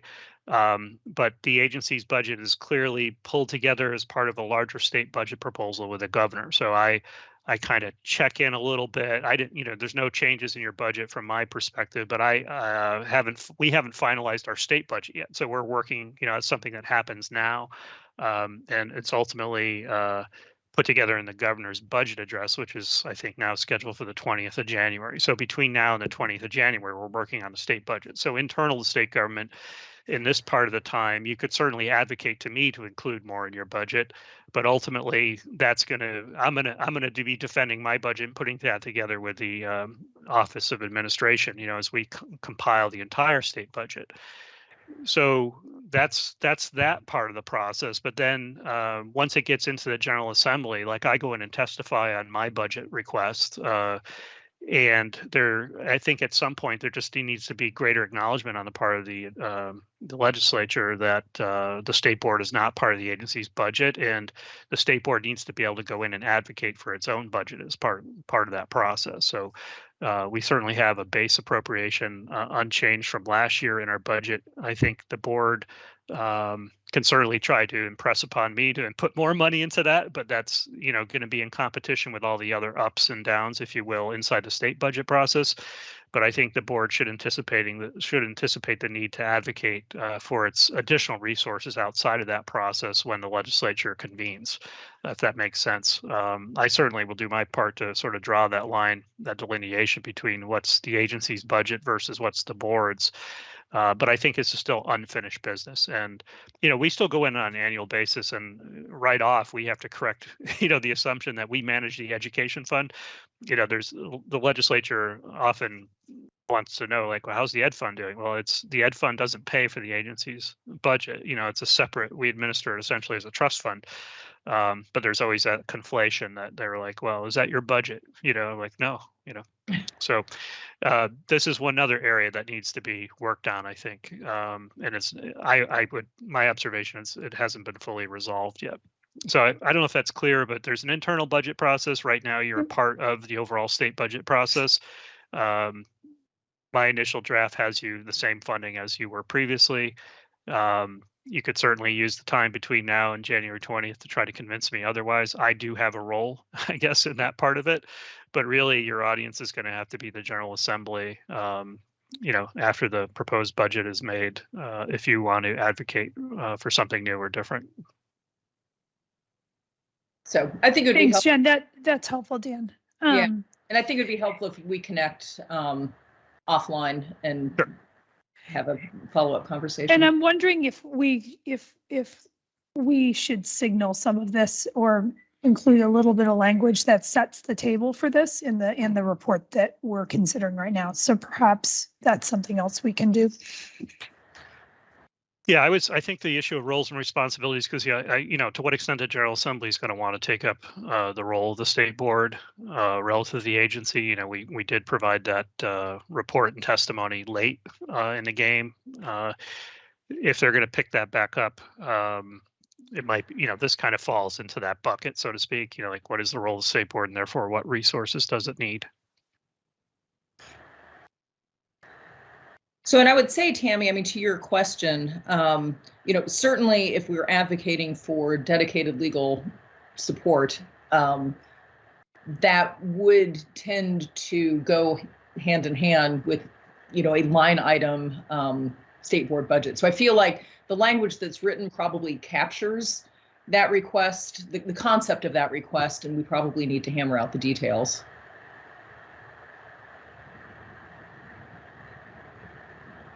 Kim, do you have your hand raised? I do.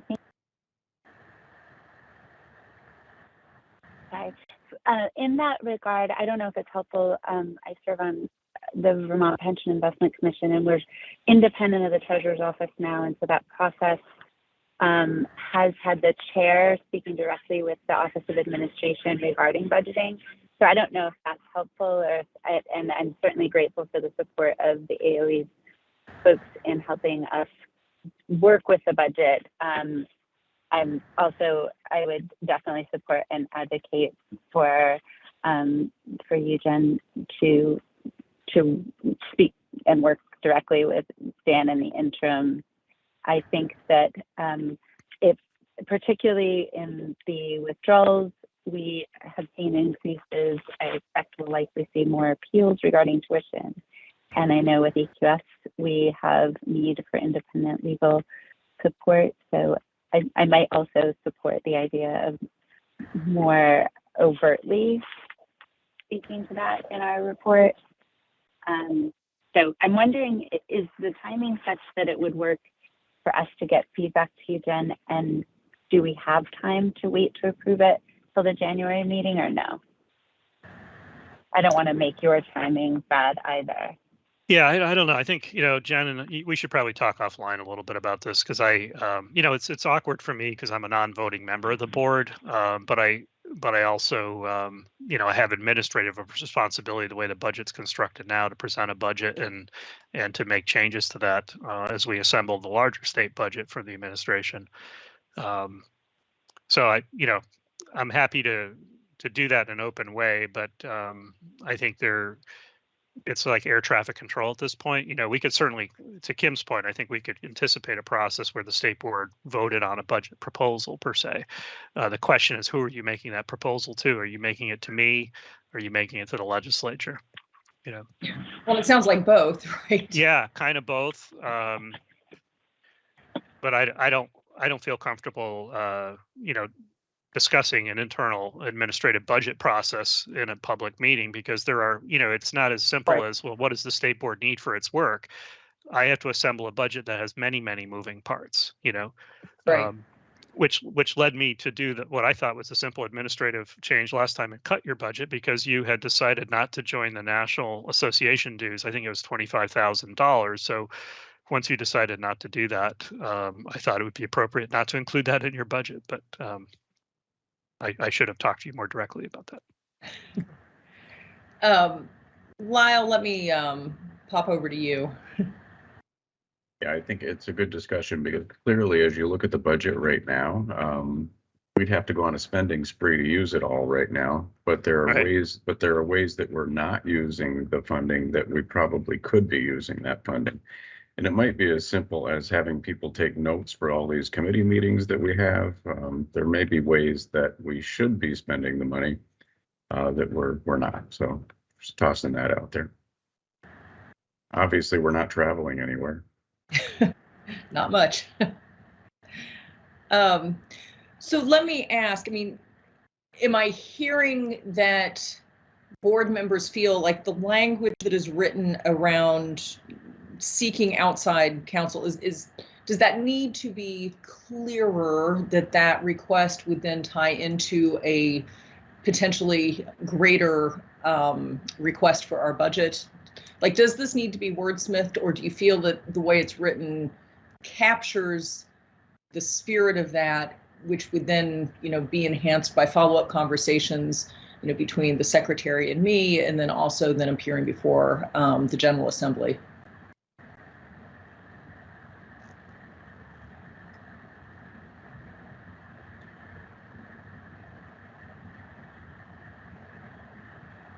I think to start a conversation between you and Dan, looking at that budget and saying, okay, things have changed in the last 3 years. This is a budget from 3 or 4 years ago, is what it looks like to me.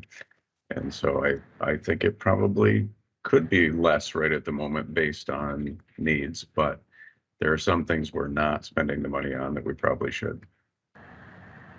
Jen, my tabs are frozen, so I can't see the language that we're discussing at the moment. So I can read it. I said, the board feels that its work would benefit from the addition of dedicated legal assistance. While the board is indebted to the legal advice and general support provided to it by the agency, the current structure can give rise to issues, including needing to retain outside counsel. Well, okay. Indeed, due to an agency conflict, the board is currently retaining outside counsel to help shepherd updates to the EQS rules through the APA rulemaking process. The board is also currently responding to a challenge brought under the Vermont Public Records Act seeking communications between board members and agency attorneys. Further, the board is frequently tasked with resolving increasingly complex matters in which school districts and towns are represented by private counsel, including mergers of and withdrawals from school districts under Act 176 of 2022. The board's work often involves issues of statutory construction and interpretation, as well as drafting language in furtherance of its work, and legal assistance is crucial to the board's success. So the question is, does that adequately capture the conversation that we're having about, needing perhaps to increase the amount of our budget and me then appearing before the General Assembly to make that specific request? Or do you feel like that language needs to be edited to be clearer? I think that language is clear about the need for legal counsel as a budgetary item. I'm wondering, to Lyle's point, if the larger question about the board's budget, if there should be some maybe broader language, and this being a specific instance where that topic needs to be discussed. So would it be helpful maybe to add in a final sentence, something to the effect of, my communicating my intent to appear before the General Assembly in January to discuss this, and perhaps adding this, discussing what our budget should look like financially. Yeah, that's the kind of thing I'm suggesting. Okay. Tammy, does that capture what you're flagging as well? Yeah, I'm sorry I didn't have more specifics on it. It's just, as I read it, these issues seem to be percolating, around resources. And to Dan's point, I don't know how the roles and responsibilities, what's going to happen with that report. What I do know is, we already are having to hire legal counsel for next year.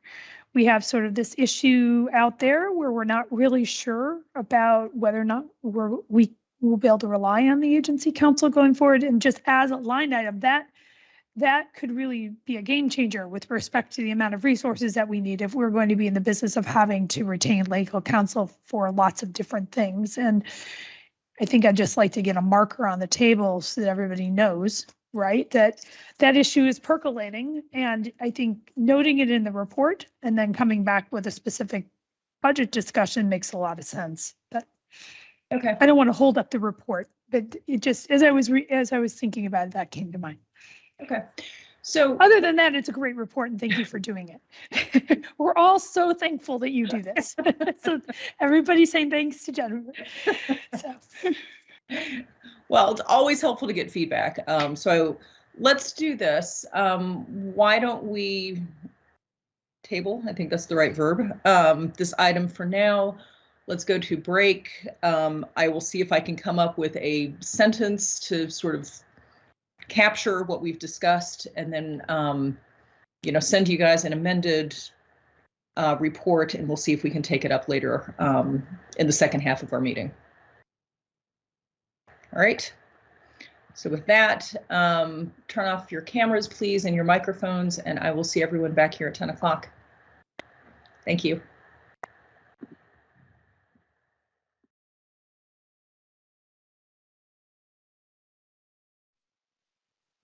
So we're up to 3.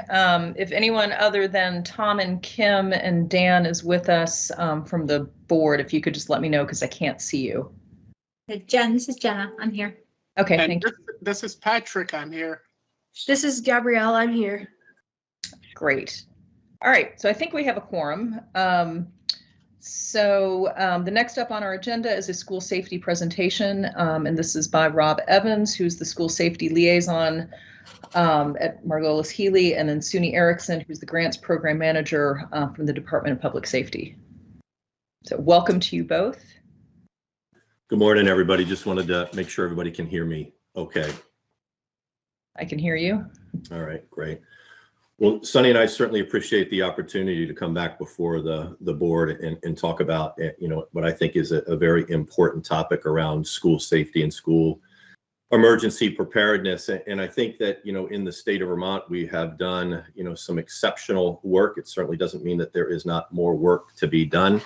But a lot of the work comes out of the leadership that Secretary French and Commissioner Morrison from the Department of Public Safety have shown to bring this important work to the forefront. And we'll talk about a number of issues that are currently going on in the state. As was mentioned, my name is Rob Evans. I'm the director of K-12 services for Margolis Healy. We're a professional services firm that specializes in school safety and security. And for the past 8.5 years, have been engaged with the state of Vermont in my capacity to be the school safety liaison officer. I come from a professional law enforcement background, spent 23 years with the Vermont State Police, variety of duties and responsibilities. With that, the last 4.5 years, I ran all the special operations teams for the state. I'm joined by my colleague, Sunni Eriksen from Vermont Emergency Management, and it really has been a wonderful partnership that Vermont has had between the Agency of Education and the Department of Public Safety to not only stand up the Vermont School Safety Center, but to offer a ton of resources and planning and training and exercise initiatives to ensure that schools across the state are provided an open, welcoming, and loving educational environment. I'm going to speak to a couple of different initiatives. One is the behavioral threat assessment. Sunny, I can't see the whole slide deck.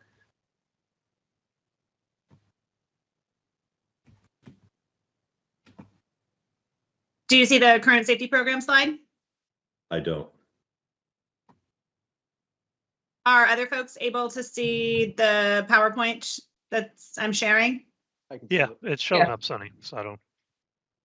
Okay. Oh, Rob, you're muted. Couple of different initiatives that we'll talk about: the behavioral threat assessment program, the governor's school safety conference, and some legislative updates that we'll talk about. Sunny, if you can go to the next slide. We'll talk a little bit about some of the current challenges that are facing Vermont schools. Certainly we are hearing from all of our partners across the state around the level of student behaviors that folks are seeing in the classroom. As a part of the Vermont School Crisis Planning Team, we have principals and superintendent association, as well as the Teachers Association. The consistent theme that we hear is the level of toxicity and anxiety and stress and trauma by kids in the classroom, which for teachers and educators, presents a number of different challenges. One of the other consistent themes that we've continued to hear is just the lack of mental health resources, which I'm sure is not a surprise to many of you. But when we have folks that are displaying concerning behaviors that may have a negative impact on our school, and then we lack the social and emotional support services there to get them the assistance that they need, that becomes a challenge for folks as well. The planning challenges around school emergency preparedness and school safety, for many principals and superintendents, while this is a specific area of focus and concern for them, this is one of those additional challenges and additional responsibilities that they take seriously, but they have a challenge with meeting some of the capacity to do many of the things that are required from them: the development of emergency operations plan, focusing on behavioral threat assessment, all the key things that need to be done to ensure schools are safe. I think that many of our schools and school districts are finding some significant capacity challenges about, what they need to do. Obviously, funding continues to be, a concern. We've talked with the Secretary and the Commissioner about some of that. While the state has been very supportive and has really pursued an aggressive take on going after a lot of federal grant funding that has been available, and we've been successful in obtaining a lot of those funding resources. Funding continues to be, an issue for schools and for school districts. A lot of the physical security technology that schools want to put in place, security cameras, access control, visitor management, locks, lights, keys, window tinting, hardening of schools. It is an expensive proposition. And not only is it expensive to implement, but it's also too expensive to sustain and maintain those systems as well. Collaborations with local first responders. The majority of our schools and school districts are serviced by, sometimes part-time volunteer organizations and the Vermont State Police, that provides the geographical coverage for schools and school districts. And a lot of times there are challenges in some of those relationships and getting folks to the table to partner in some of those school safety initiatives. And not that folks aren't trying to do the right thing, they are. But again, we come back to a a issue of capacity and the growing concerns about capacity, and more that needs to be done with a level staffing platform that's currently available for, for first responders across the state. Next slide, Sunny. Talk a little bit about the behavioral threat assessment program. As I think we spoke before in the past, the behavioral threat assessment continues to be a priority for us in the Vermont School Safety Center. I say this analogy that if I had $1 to spend on school safety and emergency preparedness, I'd love to spend 95 cents of that dollar on stopping bad things before they take place. And certainly the data and the research and analysis of the past incidents that have happened across the country and the tragedies and the shootings that have taken place, we know that the behavioral threat assessment program can be a success, and that it can stop these awful things from happening before they do take place. And certainly we saw some great success at the Fairhaven Union High School threat involving Jack Sawyer, where we know that this process was put in place and it stopped that tragedy from happening actually the day after the Marjorie Stoneman Douglas shooting in Florida. And we know that if we continue to do this and continue to have a robust approach with this, that I think we would be well positioned to stop these things from happening. For those that don't know, the behavioral threat assessment process is a collaborative approach to identifying concerning behaviors that may have a negative impact on our school and schools across the state. And it is building a collaborative team to assess credibility of social media posts, concerns concerning behaviors that, again, may have a negative impact on our school.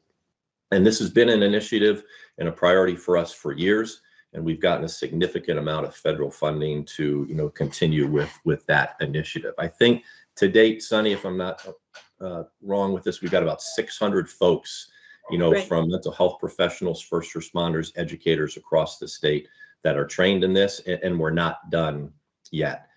We're also building, because we know sustainability of these initiatives is always a concern.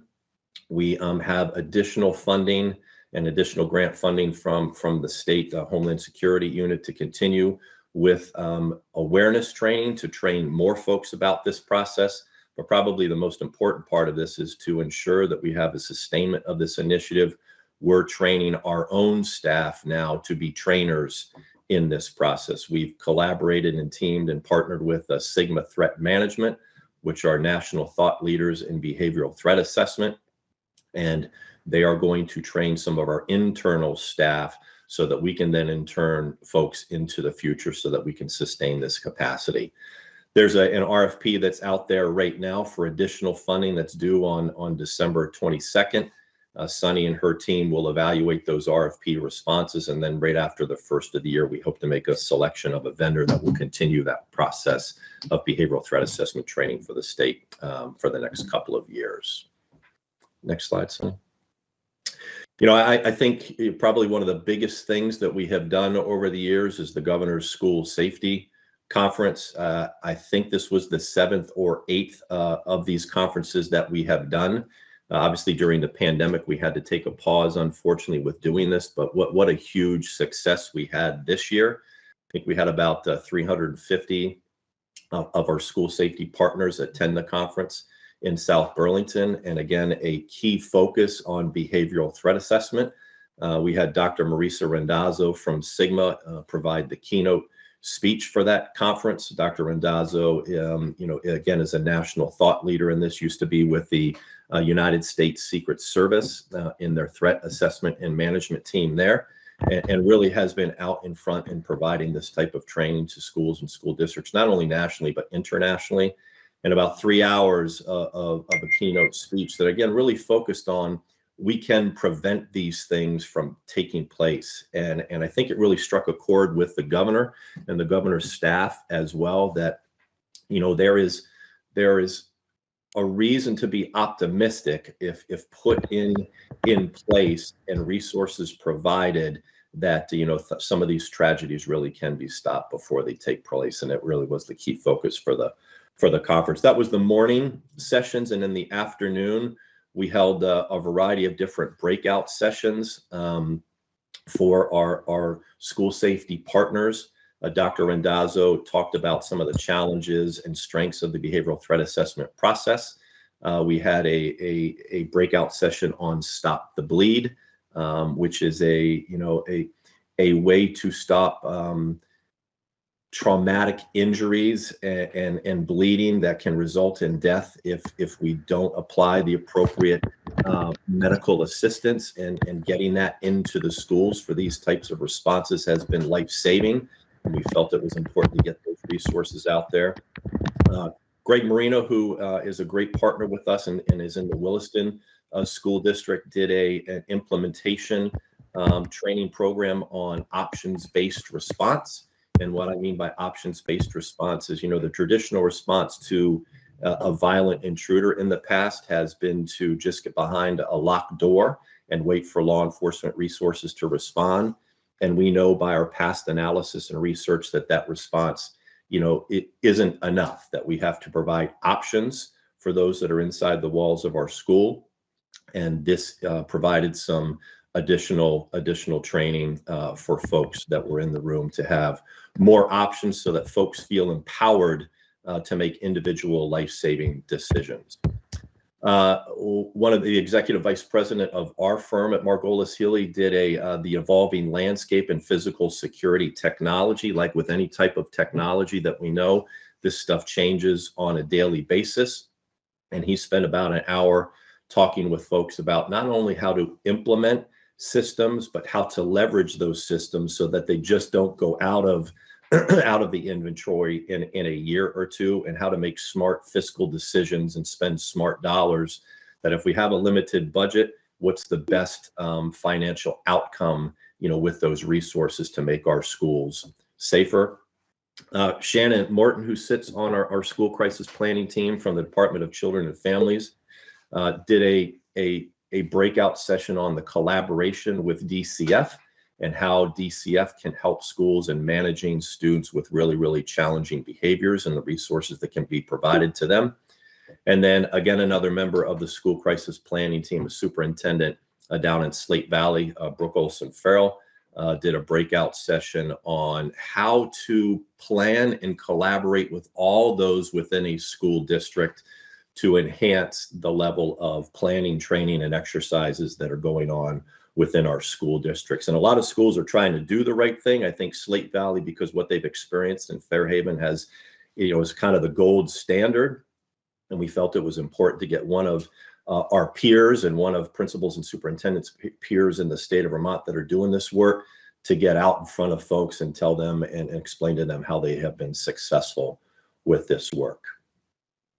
Very pleased that after the first of the year, I think in early April, we're partnering with our federal partners at the Readiness in Emergency Management for Schools to come to Vermont to do about a half a day's training to educate and inform principals and superintendents on how to develop a robust and comprehensive emergency operations plan. And we know with some of the legislative conversations that are coming, this coming legislative session, that the future is to have a gold standard of emergency operations plan.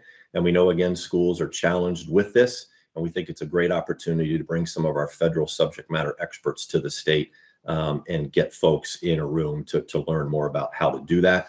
Got a capacity of about 100 folks that we can bring to that, and already getting a huge amount of interest in having folks come to that training. We put a save the date out, and folks are already ready to sign up for that training. Next slide, Sunny.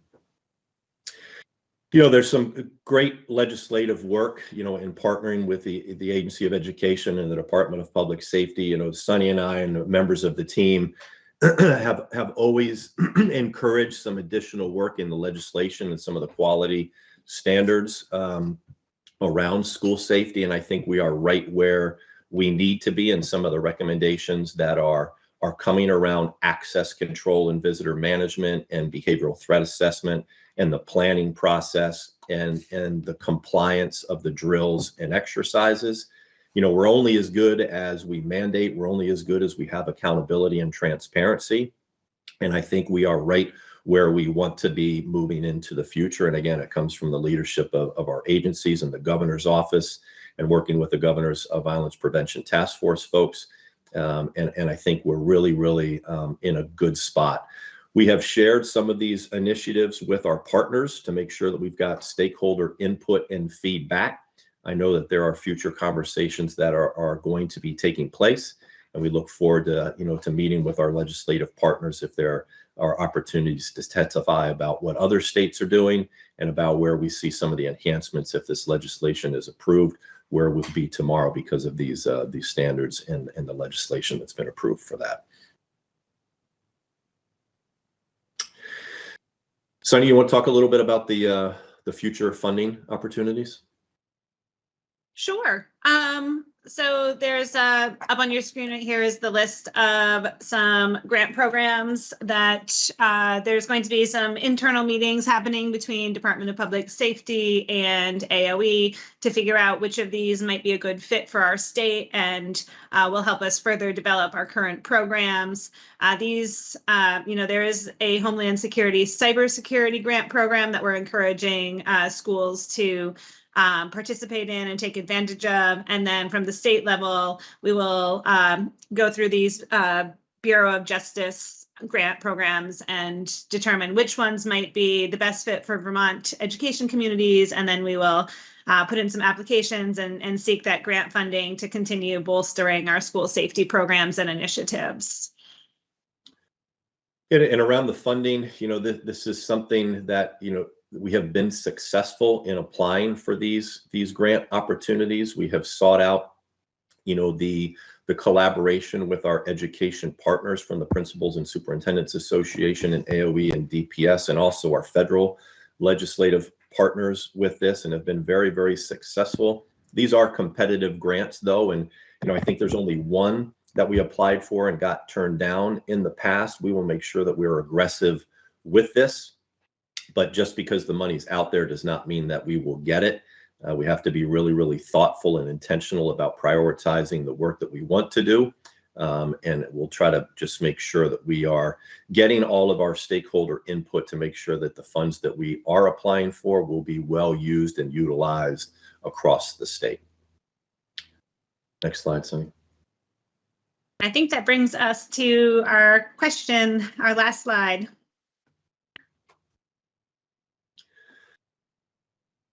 Oh, I see a hand raised. Hi, thank you, Sunni and Mr. Evans, for this wonderful presentation. And my question is, how are you engaging parents in this conversation? Because that is a very important part of parents.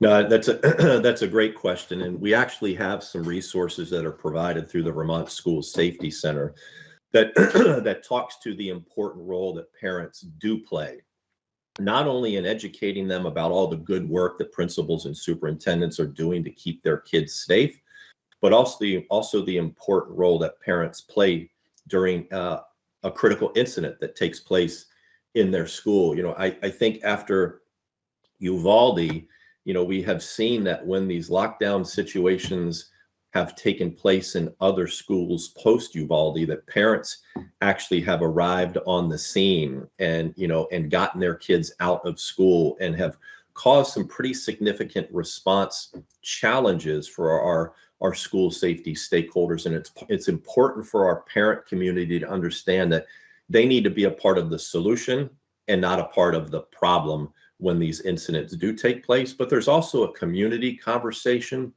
that parents need to take in, with every child in every household, that safety and security and school safety and security is a community issue. And it's a community issue, and it's not just something to be talked about inside the walls of our school, but like with anything, it should be talked within the walls of our own homes as well, about appropriate behaviors, that if there are things that are of a concern to our children, that those get brought up to our parents, and then, with the appropriate responsible adult at our school. But a very important part of this is definitely the parent community as well. Secretary? Yeah, I was just going to add, Rob, just to frame this for board members. So the Vermont School Safety Center It's basically these two individuals, Rob and Sunni. And we have a contract, the AOE and Department of Public Safety, a joint contract that enables this work. The School Safety Center essentially serves as our technical experts, and they create the resource documents. And then, to the long history here, Rob and Sunni, the direct support they do provide to school districts is ongoing, which has, I think, been a tremendous ingredient. It's not just the sort of state level technical support, but that actual hands-on ability to support school districts. So it just made me think with Patrick's question that a lot of the parent engagement occurs at the district level or at the school level. And that's the intention of these resources in this center essentially is to equip school districts to do that work. But certainly there is a role, and I think the work at the center reflects that about how to craft the technical expertise based on being responsive to parent and community needs. So the work and the resources that we share is real world technical expertise and real world resource. So based on the actual implementation, a lot of these constructs in the real world of working with communities and schools. No, thanks, Secretary, to provide some great context there. We try to take advantage of every critical incident that takes place across the state and across the country, as an opportunity to, again, further educate and inform not only our folks that are involved in our school safety and security, but also our parent and community members as well. And this is just one demonstration of that.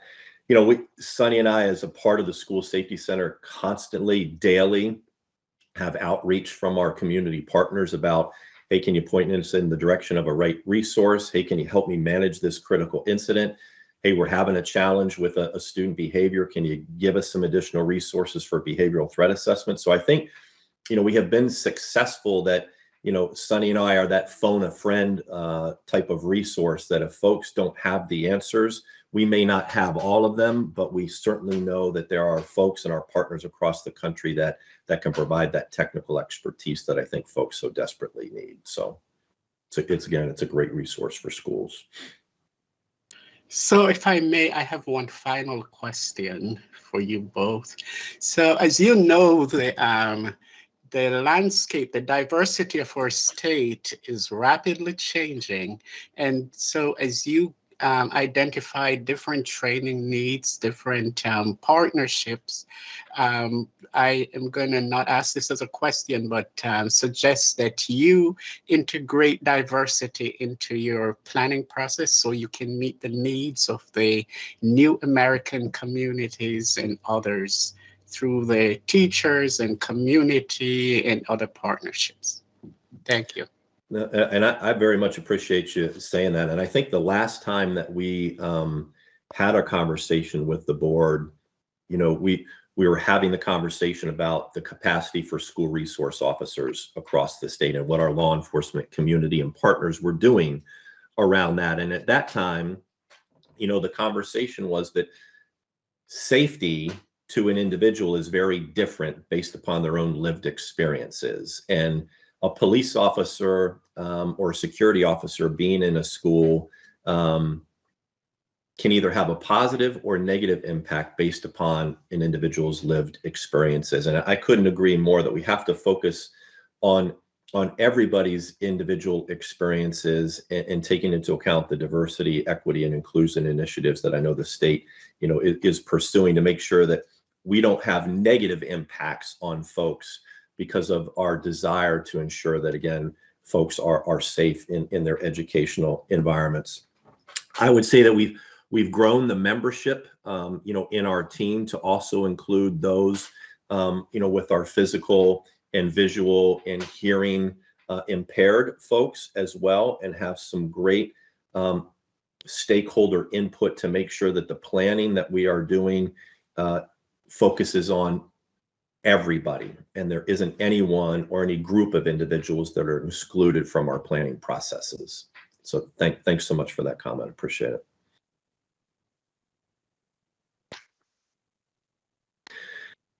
Any other questions that folks have? I will tell you, I'll leave you with this, that, Sunni and I every month they're talking with our partners across the country. I am very, very proud of the relationships that we have in this state, where I can literally call Jeff Francis from the Superintendent's Association and other members of our associations, and they actually pick up the phone and talk to us. You know, that whether it's 8 o'clock at night or 8 o'clock in the morning, they're answering the phone and they're calling us when they have concerns as well. And I know that in some states that's not simply the case. And I think because of those relationships, we are well positioned to continue to do really, really great work in this state.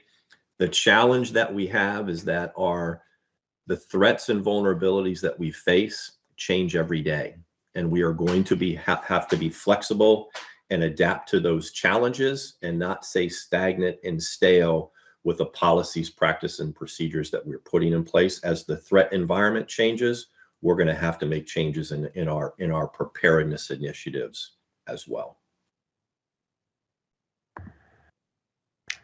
All right. Board members, any other comments or questions?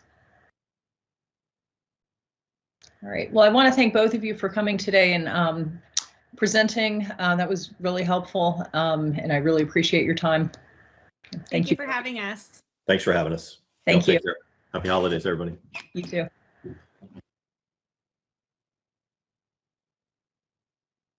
All right. And Patrick, we're now up to the Colchester School District presentation, and I don't know if you want to introduce our guests. Sure. Thanks, Chair Samuelson. So before I introduce, I wanted to say that Spalding High School is up next in January. You know, with school just coming back from break, we corresponded and said maybe February would be best. So we will take January off from presentations and resume in February with Spalding High School presenting. But it's my pleasure today to present Jamila Vogel. Ms. Vogel is with the Colchester School District and a leader in their diversity, equity, and inclusion programs there. And she has been preparing for quite some time to present to us today, and we look forward to her presentation. So Ms. Vogel, if you're on, I am honored to have you presenting to the school board, the State Board of Education, and Secretary French has joined us, and so please join me in welcoming Ms. Jamila Vogel. Thank you. I have also with me Gwen Carmoli from Colchester helping me with the presentation and the slides. And Gwen, please chime in, as Gwen is very involved in all of our district equity and inclusion initiatives. I hold the role of Diversity, Equity, and Inclusion Coordinator for the district. It's a new role for the district. We're in the first year and a half so far, which has increased the capacity. Having someone in the role like I have is really vital to ensure that we're staying focused and continuing to move forward as all folks in education juggle so many different tasks and priorities. I find that it's really essential to have someone in a role like mine that is singularly focused on the diversity, equity, and inclusion work that we're doing, which is quite broad in scope. So the never-ending need for capacity building in this area. I want to acknowledge that I came into the district at the beginning of last year when I think a lot of people anticipated that we would be seeing some return to the ability to have some workflow and some sense of normalcy and stability in schools, and that is not what happened. And yet I've been really impressed with the ability of this district to stay focused on growth and development and diversity, equity, inclusion with leadership from Amy Minor. Each building is on their own developmental journey with equity. It is developmental work that requires not only skill and knowledge development, but also requires personal growth. And so each school, like each person, is on their own journey with the work, but each school has made progress and stayed committed to their goals in the midst of incredible challenge. And the greatest strength that I've witnessed is that really there was a belief in all the leadership at CSD, at Colchester School District, that we care for each and every student's success, and we care for our families and community. And so I've really enjoyed working with this district, and I feel like we've been able to gain momentum in the work because of that level of commitment.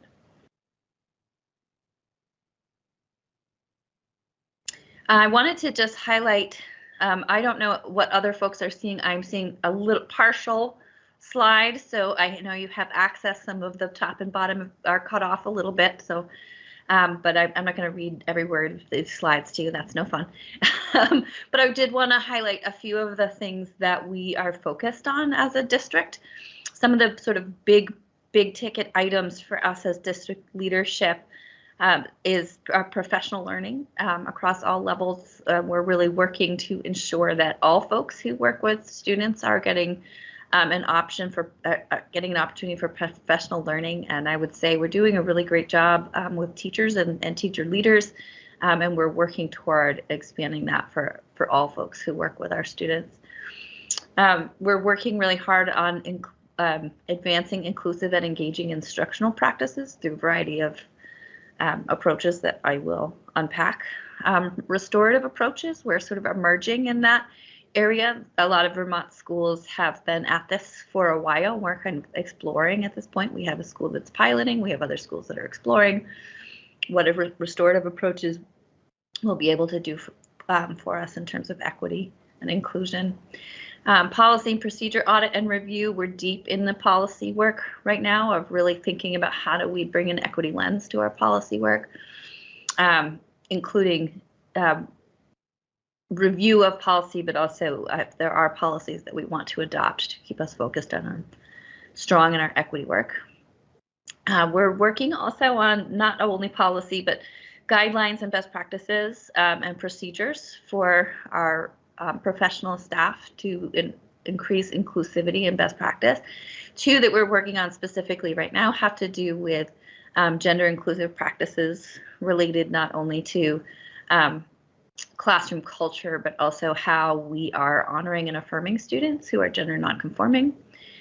We're also looking at reevaluating how holidays show up in the building. So those are two current live priorities that we're working toward.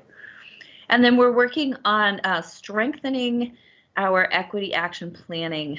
And so we're working on a really comprehensive action plan that our hope is for that to be a very engaging process, and that all stakeholders will be involved. So I anticipate that this will be a sort of long runway to launch an equity plan that will have something really strong and comprehensive. And we're focusing on a variety of areas across the business of school, right? Professional learning, engagement, access, inclusion, well-being, curriculum instruction, data, and I'm not sure what it says at the bottom because I don't have my slides up. Well, you can see that it's pretty comprehensive and really needs to cover all sort of aspects of organizational effectiveness, right? How are we organized? How are our systems? Just gonna say that. Yeah, thank you, Gwen. All right, we can move to the next slide. So those are kind of the big, broad district leadership initiatives. There are other things that kind of sit inside of my my scope of my work that are connected to those priorities, but also connected to building-based priorities, including building a district advisory team in order to increase the capacity for the work. We're working on some hazing, harassment, and bullying prevention education curriculum development, going beyond the standard prevention education that teaches students about the legal definitions and kind of some of the roles, but really getting into helping students understand the why. Why do we have these guidelines for schools? Vertical alignment of our diversity, equity, and inclusion learning objectives. This is kind of a big aspirational project that we began last summer, thinking about what are the what are the learning objectives? What are the skills and knowledges that we want our students to have when they graduate Colchester so that they can operate in the world as informed and engaged, respectful citizens with an ability to work collaboratively with people of all identities. Student leadership has been a really major focus. We have also been working toward providing affinity spaces right now for students, and we've talked about affinity, the need for affinity for staff. Continuous district professional development is a huge priority, and then we also have kind of a consultation model because we have this coordinator position. We also have the consultation opportunity that comes with that.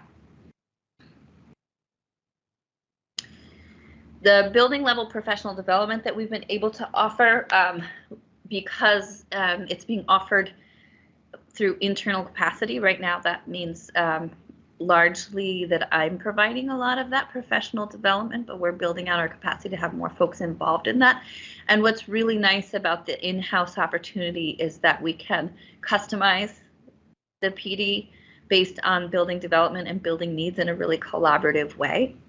I meet with building administrators monthly to plan, to consult around their goals, but also to plan what are our learning targets for staff. And so you can see there's a wide variety of topics that we've been able to cover because we're able to really customize those opportunities for folks. There's also a huge benefit to bringing in folks from external folks, so I don't want to downplay the importance of schools' ability to bring folks in who are coming with unique perspectives, unique expertise.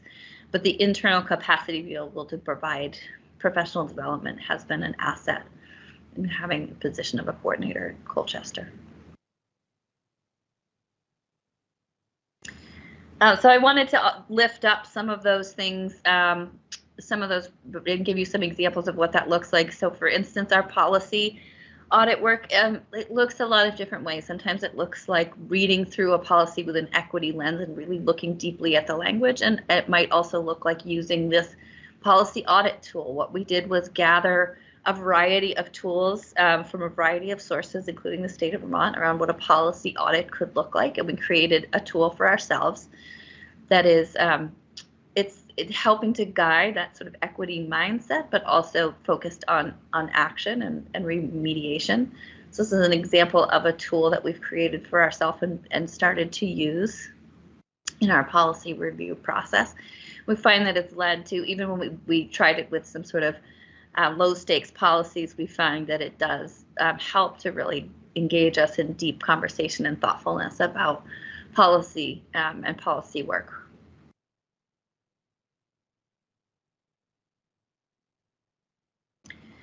The work that we're doing in instructional practices is across a lot of different areas. Right now we're working a lot with our elementary schools and understanding universal design for learning and how that intersects with the MTSS model. We are currently working with the NOVAC group. I know they're working with a lot of Vermont schools to understand universal design for learning in a new way. It's a lot of concepts that teachers have, prior knowledge around. And so it's kind of linking with what we know about inclusive teaching practices. And so we're also trying to think about how that intersects with social emotional learning and culturally and historically responsive teaching. Our social emotional learning curriculum we've also adopted is Second Step. That was selected last year and is being piloted this year. We've been learning about culturally and historically responsive teaching and really focusing on that at the leadership level right now, and largely looking at the work of Goldie Muhammad, who many of us were fortunate to be able to see at the Rollin Foundation recently. Continuing to work on understanding trauma-informed care, and that work is in partnership with Joelle Van Lent, who's well known around the state as well. And she and I connect around how that trauma-informed work intersects with identity and difference. And understanding the intersections there is really important to us. So we're keeping things really connected and always equity-centered in all of the work that we're doing. Gwen is leading us in the heavy lift of evaluating our social studies curriculum and wanting to ensure that we are addressing the ways in which social studies curriculum can tell a misleading story, right? If it is biased or incomplete. And so we're really looking at our current practice and then looking for high quality curriculum materials and where we might need to supplement those. And that's all very much rooted in the C3 standards and that inquiry model, but also looking for really high quality text, really high quality teaching materials that are rooted in equity and critical thinking. So that's a big lift, and we have a team of folks that have been pulled into that work that are really dedicated to making sure that that is successful. The district was in the process of curriculum audits, mostly surrounding, classroom library work. Before I came on board, that work will continue outside of just the social studies curriculum. A lot of that work has been embraced by, humanities teacher at the high school. It's sort of a natural fit for them to be thinking along these lines. But curriculum audits are something that we're working on throughout the district to one degree or another, depending what building.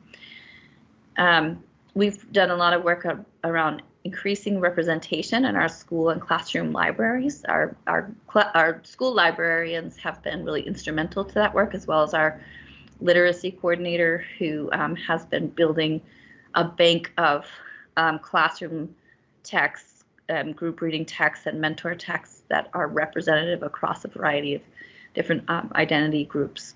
We're continuing to bring more and more of those high quality texts to teachers, and then supporting them in being able to use those texts and have the skills needed to have the conversations that come forward when we bring in more representational texts. Proficiency-based learning and flexible pathways were underway well before I got to Colchester and continue to be advanced with an equity focus.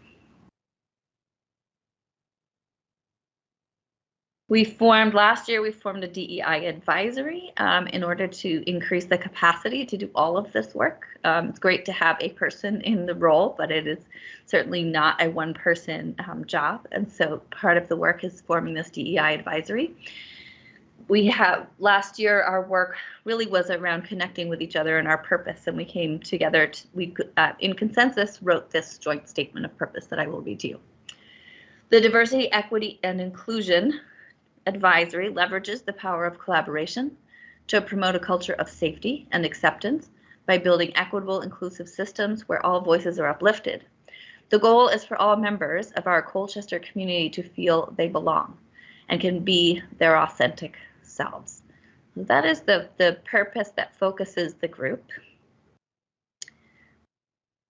And right now we have formed several sort of working groups, and folks have some really specific opportunities that they're leaning into. A lot of the focus of our work right now, we're in this sort of phase one. So this is kind of our big picture of development of, you can go, you were good, Glenn. We're in this phase one space here in the green circle. You were on the right side. You can go ahead, one. Thank you.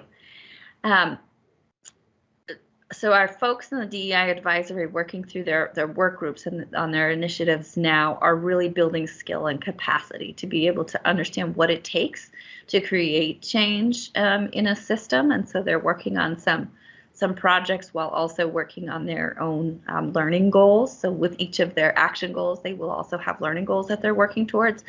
And then my role as a facilitator is to bring resources and facilitate that learning, bring different models for change forward. Right now we're working with the liberatory design model. And so really gaining that skill set that folks need. In phase two, sort of phase 1 and 2 really have to do with that skill building, right? So in phase 1, we came together, we drafted our purpose statement, we learned together. We didn't take any actions in year 1. So we're beginning to make that shift to take into the action-oriented stage. Our goal is to kind of build the team to dissolve the team, right? So right now we have a district-wide team that is only staff at this point. As we move forward, what we'd like to do are build building-based teams of staff, and then we'd like to build a district team that would be more inclusive of community, families, and students as well. That would be a team that would bridge individual building goals and district goals with multiple perspectives, including students and community. And so eventually we'd like to have a really sustainable structure where there are teams of people doing work in buildings that are connected to this core advisory team. My greatest love in the work that I do is the work that I get to do with student leadership, student voice. I believe, and many of us believe, that student voice is really where we learn what is needed in our schools and learn what our equity and inclusion goals ought to be, right? That the kids know what's really happening on the ground. They also have the flexibility of thinking to be really inventive and creative around what solutions could look like, and solutions that are youth oriented. So I really prize the work that I am able to do with student leadership. We have a high school social justice alliance. It formed the year before I came on board and has been supported and strengthened since then. And we have a middle school leadership team as well that was actually initiated by 3 students last year at the middle school and is now taken on. We now have about 20 students signed up for that group this year, so very proud of the work that they did to pull that together. And both of those groups right now are supported through my role as the coordinator, and they also have building-based advisors that work with them, and we're working largely in partnership with Up for Learning. If folks are not familiar with Up for Learning, they're a fantastic organization that supports authentic youth and adult partnership to transform schools to be more inclusive, equitable, and youth-oriented spaces. And our next slide is just some inspirational, lovely pictures of our students at work. I love this picture of us this last fall. We were able to come to Montpelier and visit the Capitol building for the SARN, a Vermont Student Anti-Racism Network, for their conference. And that was our kickoff this year. So it's really uplifting and wonderful work. It's also very deep and meaningful work that these students are taking on. And again, all of this increases our capacity to really engage meaningfully in our DEI work. So I have some things I wanted to share with you all as educational leaders. All of us are students, fellow diversity, equity, inclusion coordinators around the state, building leaders that are invested, teachers who are invested in this work. We need support from the state. So a few asks from all of you. The update, we're really anticipating with great optimism the updates to the EQS. Looking forward to, I know that there's work being done around clear requirements and accountability for schools. A big ask is to ensure dedicated staffing for DEI leadership. It makes an enormous difference. Right now, some schools do not have any dedicated leadership. Some schools have teams of multiple people. Some schools have a person in a position. So looking for some more consistency and support for schools to ensure that there is DEI leadership. Reasonable path to licensure for DEI leaders, reasonable and flexible pathways to licensure for DEI leadership. If anybody wants to talk to me about that anytime, call me up. I'm working also with a newly formed organization, the Vermont Educational Equity Collective, or VEEC, is a newly formed organization of folks like me, DEI coordinators and directors and coaches, who are coming together to identify what the needs are to advance this work throughout the state. And that's one of the priorities that you'll hear from us. Funding for DEI efforts, that could include funding for staffing, hiring, retention, curriculum work, professional development, research and analysis, and partnership. These are all things that require not only a lot of time and dedication, but require financial resources. Building and sharing of resources. There's a lot of work that we're doing in Colchester right now, and that schools are doing individually is work that if it were centralized, would really benefit a lot of schools, including building model action plans that people could rely on. When we pull model policies and model plans all the time to inform our work. So having some of those vetted and centralized at the state would be great. You know, there are model policies; those are really helpful. Curriculum, model curriculum around equity, inclusion, ethnic studies, social studies. Coordinated and high quality professional development so that there's some consistency across the state around what people are, the skills and knowledge people are gaining. Staffing and leadership for state level coordination of DEI is something that has come up in a lot of different spaces, including the Equity Practitioners Network, VEEC, the organization I was talking about earlier, and just in conversations that I have with colleagues who are doing this work. That there is a lot of really great energy within the state of Vermont and within the leadership of the state of Vermont for this work, and some coordinated leadership feels like a need.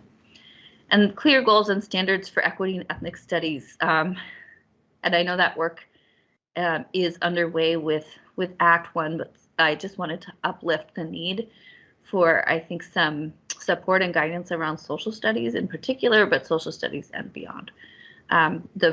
For instance, the vertical alignment work that we're trying to do in Colchester, it's quite hefty work, and I think it's work that would benefit folks in schools across the state. So those are my big asks, or our big asks from Colchester for the supports that we feel are needed across the state to continue to reach our collective statewide equity goals. Any questions for myself, and Gwen is here to help field some of those questions as well. If she wants to chime in, feel free to. Gwen knows I don't mind being interrupted.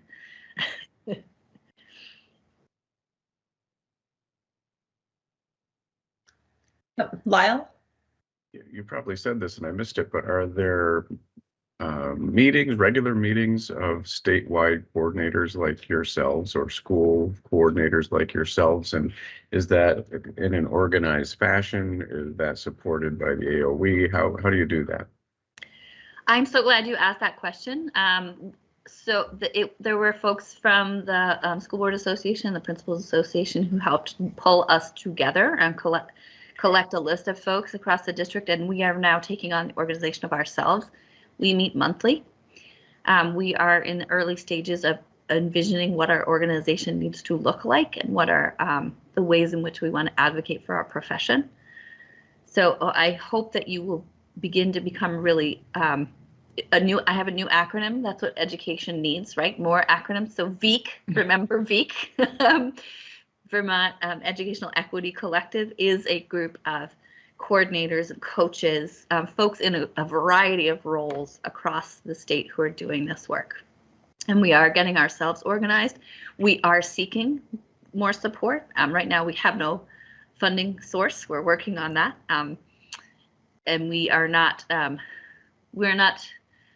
an organization of any official type, right? We are a collective right now. So that's where we are with that work. But it's been really, I think it's going to really help push the work at the state to have all of us collaborating together. It's been pretty great so far. Thank you. Yeah. Any other questions or comments?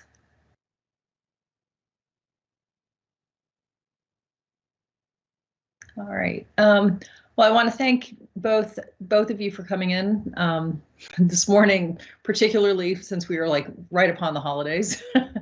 But it was really helpful to hear this, and I really appreciate the presentation. Thank you. Yeah, thank you. I appreciate that you all are inviting schools in to share about this work. I was really thrilled to hear that was happening. So I appreciate the opportunity. Thank you so much. Thank you. Thank you. Thank you very much. All right, so that brings us to the independent school updates, and I think we just have one independent school, Expeditionary School of Black River. I don't know if they are here, but Tom, let me open it up with you to start us off. Sure. Thanks. There's actually two things I'd like to bring up at this meeting. One is the approval, the request for approval of the Expeditionary School of Black River. The other one is what we're finding in the process, the approval process for independent schools. But first, ESBR, as you heard Gary Blodgett speak earlier, we are recommending that we adopt the Secretary's recommendation that the application for initial approval of general education independent school approval be denied to ESBR of Ludlow, Vermont. And I'll make a more formal motion later. The visiting team that went to ESBR found that they were deficient in, I think, 5 main categories. And I'm just going to read their recommendation from their recommendation. Program deficiencies have been confirmed in the following areas: minimum course of study, Rule 2225.5, Title 16, Section 906. Rule 2228.1, mandatory reporting procedures, Title 16, VSA sections 251 to 260. School discipline policy, Title 16, VSA section 161A. Health and safety requirements, Rule 2225.7. Professional staff requirements, Rule 2225.8.2. There are also questions about financial capacity, but that was not part of the recommendation or the reasoning of the AOE staff. Our committee met Monday and at length discussed these findings with the school and with the AOE staff. I want to say, as you probably saw, there's a lot of material that has been going back and forth between the AOE and the school for about 18 months, as you heard Mr. Blodgett say. The process was held up, the school was seeking their certificate of occupancy for their building. So it's been a long process, and hundreds, I think over 200 pages of material have gone back and forth between the school and the AOE. So in some of these cases, the school has submitted now that they comply with some of the areas where they didn't, but it wasn't seen by the agency staff in the March 30, 2022 visit. And there are some questions about the process of the visit, but mostly in these areas, there was not enough evidence to show that the school complied in those 5 areas. And so the agency staff could not recommend initial approval to the school, and our committee, after our long questioning of both the AOE and the school, decided to accept their recommendation, which is now the Secretary's recommendation.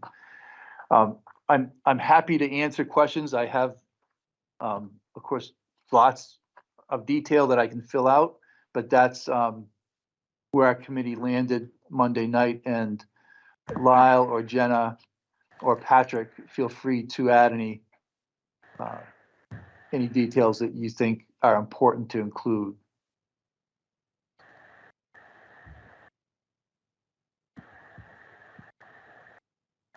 I don't have anything. Tom, you definitely summed up.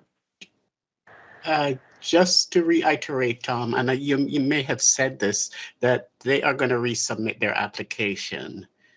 So as you heard Mr. Blodgett speak to at the beginning of the meeting, I'm encouraging them to resubmit with the new evidence, and I'm also encouraging that this process be expedited, though we have no authority to require that.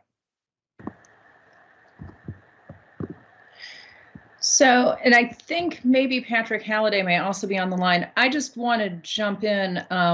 And Tom, I think you were reading from page 14 of the agency report.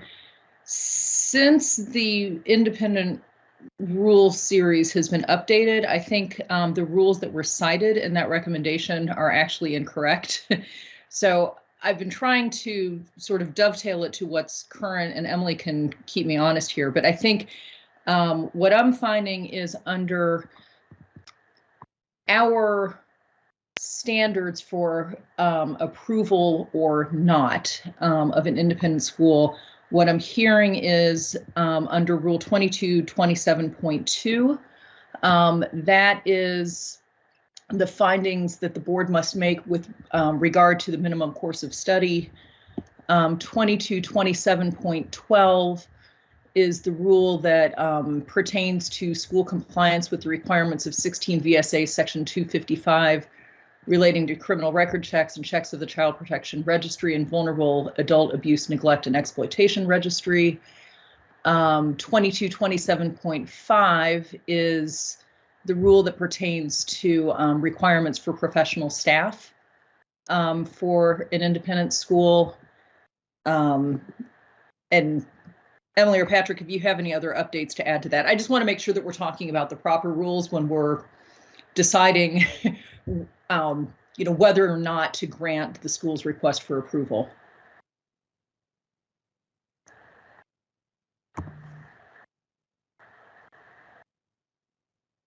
Emily says that's correct. Okay. So if Patrick Halliday is on the line, are you able to speak to, specifics, with regard to those three rules that I just mentioned, but also with regard to other things the team found during the site visit?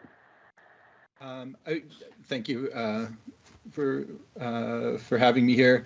If there are specific questions, we can answer them. I think most of is really outlined in the report, and the report is going to be far more extensive than anything that I might be able to do in a brief summary. But if there are specific questions, I'd be happy to do our best to answer those. And I can add just some of the details that I know are in the report, like just a list. There's a lot. But I could add some of those details if you want. I think that would be helpful if you could. Sure. So under minimum course of study, there was not evidence that there was clear alignment between the philosophy of the school and the curriculum. Learning goals were not clear. There wasn't clear how they were complying with proficiency-based student evaluation. And not clear that they were coordinating with special educators in delivery of special education. Was not clear that they were complying with mandatory reporting, fingerprinting, criminal background checks, that they had a crisis management plan or a discipline plan or harassment, hazing, and bullying policy. There was no clear evidence of a professional development plan or how student progress was being discussed. Those were the major details under those, the points that they saw were program deficiencies. If I may add just a couple things, there's around school discipline, there was a positive learning agreement, but there wasn't a comprehensive discipline plan at the time of the visit. There was the model policy on bullying and harassment hadn't been adopted. There was only one FTE available for core instruction. There were other instructors there who were working in limited capacity, often in a pro bono,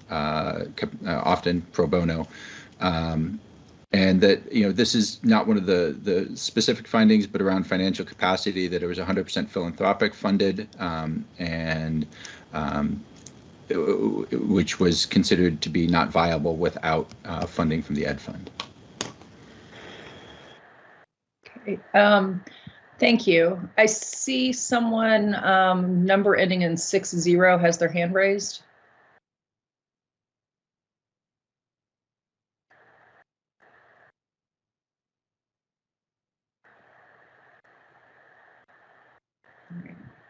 The hand has been taken down. And I would like to remind board members that under our Rule 2227 approval requirements, the rule indicates that the board shall approve an independent school that offers elementary or secondary education if it finds, after opportunity for hearing, that the school provides a minimum course of study pursuant to 16 VSA Section 906, and that it substantially complies with the board's rules for approved independent schools. And what I'm taking both from the materials that were submitted at this agenda item, as well as the discussion that we're having just now, is that the minimum course of study did not appear to be satisfied during the site visit, or Tom, with your meeting that you had earlier this week, and that there has not been, in the subcommittee's findings, substantial compliance with the board's rules. Is that correct?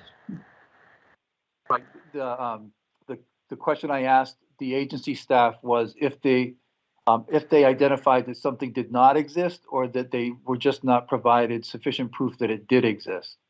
And it was a mix of both, but primarily the latter. It would require another visit besides just attestation that that those things existed. So we did not have enough information or enough evidence to make those findings. Okay. Jenna, Patrick, do either one of you have anything else to share on that point? Okay, or live, sorry.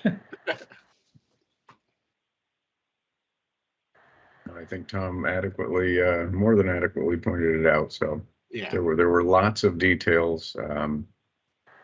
It's unfortunate that maybe there's not a different process in place, but I think Tom is hoping that this can be expedited now that there is new information and they know what the process is to move forward, which is reapplication. Okay. And I see again, well, now I see two hands raised. One looking like phone number ending in 60.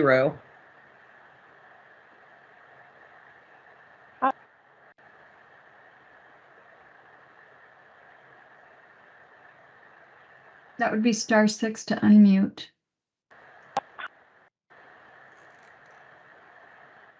Can you all hear me? This is Kendra Rickerby from the Expeditionary School question. And I just, to be clear, I can only access today's agenda for the board meeting via phone. The links that are posted by the Agency of Education bring you to a meeting for July 2023.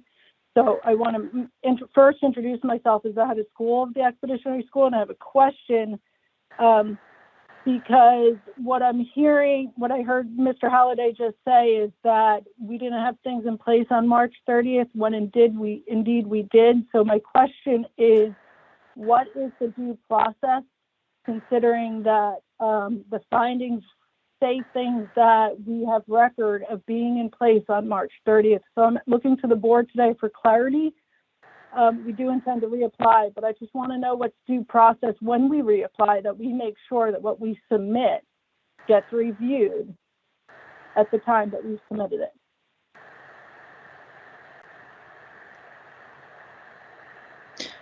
I'm not sure to whom that question is directed, but I'll jump in. Okay.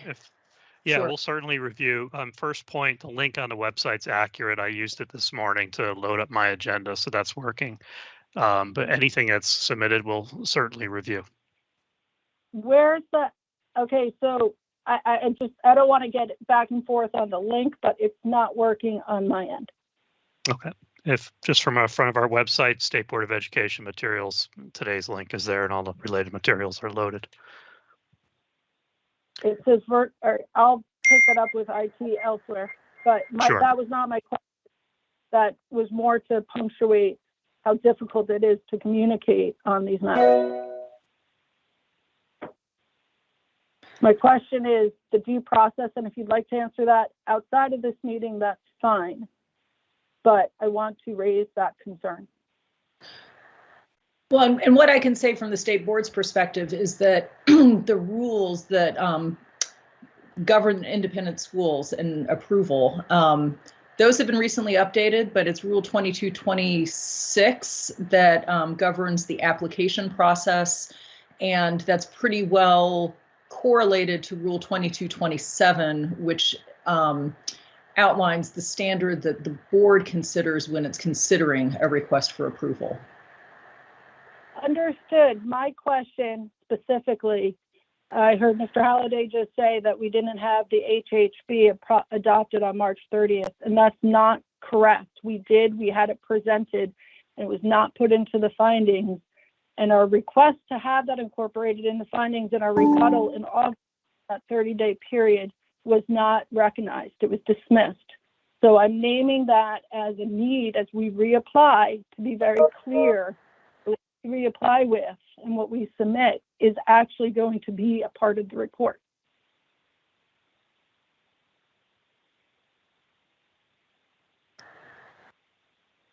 So Emily or Patrick, someone from the AOE.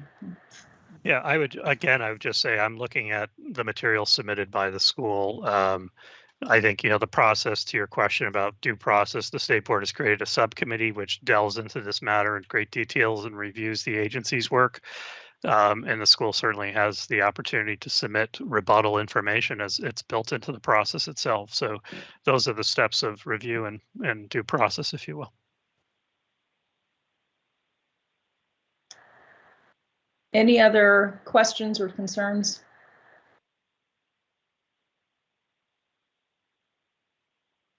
And I'll just say that there are a number of instances where that kind of communication was called into question in the rebuttal by the school. Our committee in one evening's meeting was not going to be able to get to the bottom of those. So we took the recommendation was made based on the March 30 meeting. The visit, there was a lot of back and forth, as Dr. Rickaby said. There's been lots of back and forth over the last months, especially there's a long report back in August where the school said no, that we did have this at the time of the visit. That's why I think it was important for us to clarify when they start talking about the 5 different areas where they found deficiencies, that there were multiple points that they found deficient, and some of those were disputed by the school, like the HHB policy, for example. Right, but what I'm hearing you say is that there were multiple points, and to take it back to the standard of substantial compliance with the board's rules, the subcommittee did not find substantial compliance. Right, Based on the evidence that we had, we did not have enough evidence to say that. Again, it very well could be that right now the school has the things in place that they didn't have in place in March, and that there are things that they had in place in March that were not entered in the report. Our committee just didn't have that evidence. We can't say without a visit in the tangible evidence. We can't say. We did receive something from the school over the weekend that talks about where the evidence for some of these things now currently exist. There wasn't any real discussion in that material about the professional staff, for example, requirements. But for some of the others, they said they at least have made the claim that they now have those included in their handbooks, and their student parent handbook, their faculty handbook, their policy handbook. I would suggest, Jennifer, that all of that would require another visit that would provide that evidence now that it is in fact there, which will not give them what they want right now, but hopefully it will in the future. Okay, thank you. I see someone with phone number ending in 47 also has their hand raised.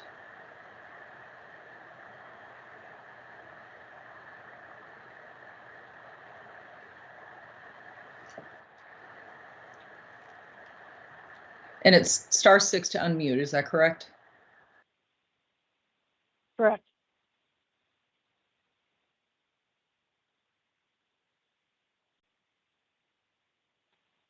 phone number ending in 47. If you wish to speak, please hit *6 to unmute.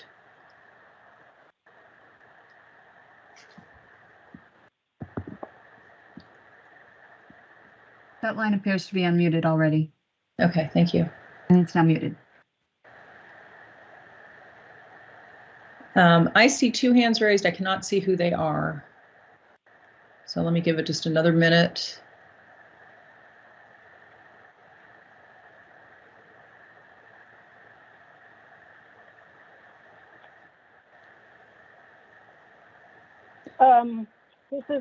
Can you hear me? It's Kendra Rickerby again.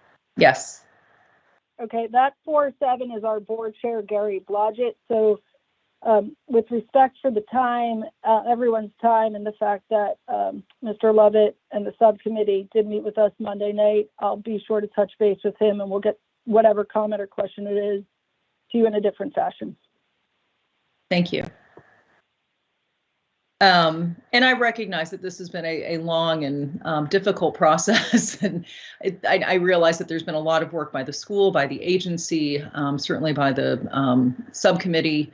So I just want to recognize that I think there's been a lot of effort to get us to this point today. And I thank you. Thank you. It's been 19 months in the making, and I'll just close with I'm pretty comfortable with the technology, and as a taxpayer, as a citizen, I'm concerned at how difficult it's been to access this conversation via the phone. That's just a general concern for everyone to hear. No need to comment. You can move on to your other items, but this doesn't feel like an inclusive democracy. Board members, are you ready for a vote? Well, I'll need to make a motion first. Yes. So Tom, I'm going to turn it back to you to move. I move that the State Board of Education accept the Secretary's recommended action and deny initial approval of general education independent school approval to Expeditionary School at Black River in Ludlow, Vermont, to serve students in grades 7 through 12. ESBA's programming and financial capacity, I'm not going to mention that. ESBA's programming does not currently meet all State Board of Education rules and education requirements under 16 VSA. Okay. Tom has made the motion. Is there a second? Patrick, second. Oh. Okay, Patrick has seconded.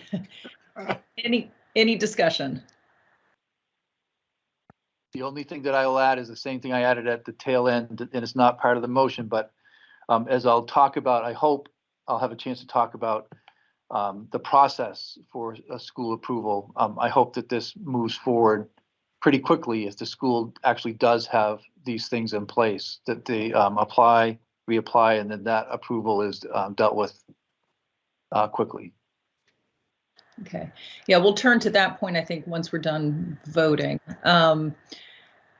Any further discussion?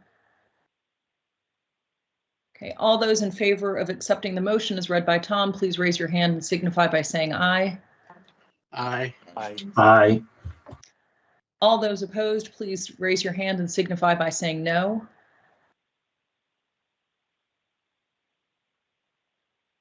Tom, I'm just curious because your hand was raised and I'm not sure what you were signifying.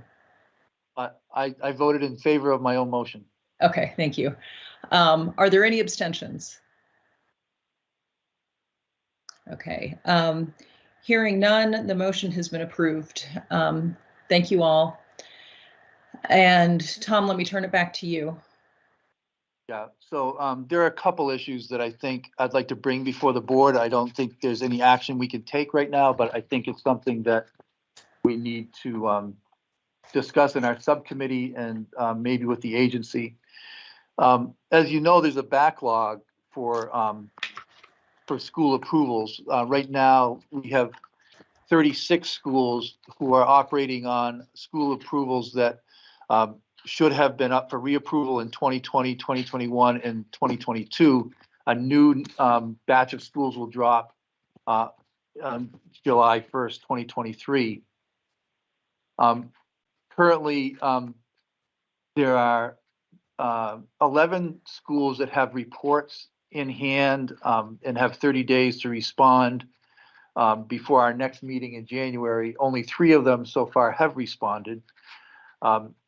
And then there are visits for, of the 36 schools that are backlogged, there are 11 school visits scheduled between now and April, which means that by our May meeting, we will have dealt with maybe 11 more schools, which isn't significantly clearing that backlog. So that's something that I know that Secretary French is aware of, and the independent school team at the AOE is aware of, and they're working to clear. But I think there's the current process isn't going to get us to clear that backlog anytime soon.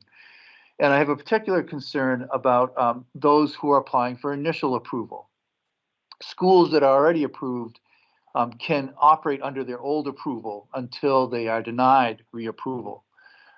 But somebody who's applying for initial approval can't be approved to receive publicly funded students until they go through the process.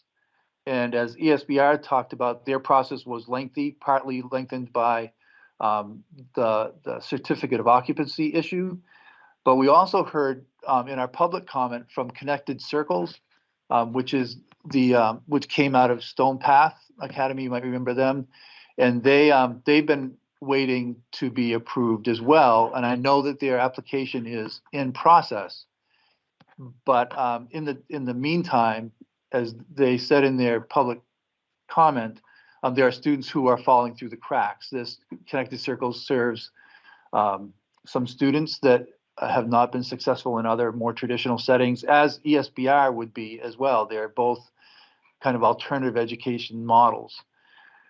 So I just, I'm pointing that out and making a pitch that those schools for initial approval might jump to the front of the line if that's possible.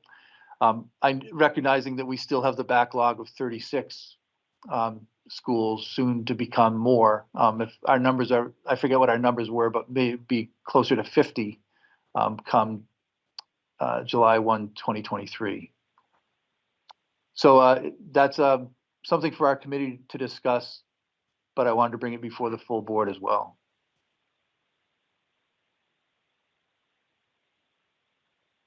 You're muted, Jennifer. Thank you. Well, I was saying, I'm sensitive to the fact that we had a pandemic that basically shut everything down for 2 years. So I can fully understand, really the origins of this backlog. And I'm also sensitive to the fact that, as a state board, we have a duty to follow our rules and do due diligence to make sure that the schools that we approve are in compliance with the statute and our rules.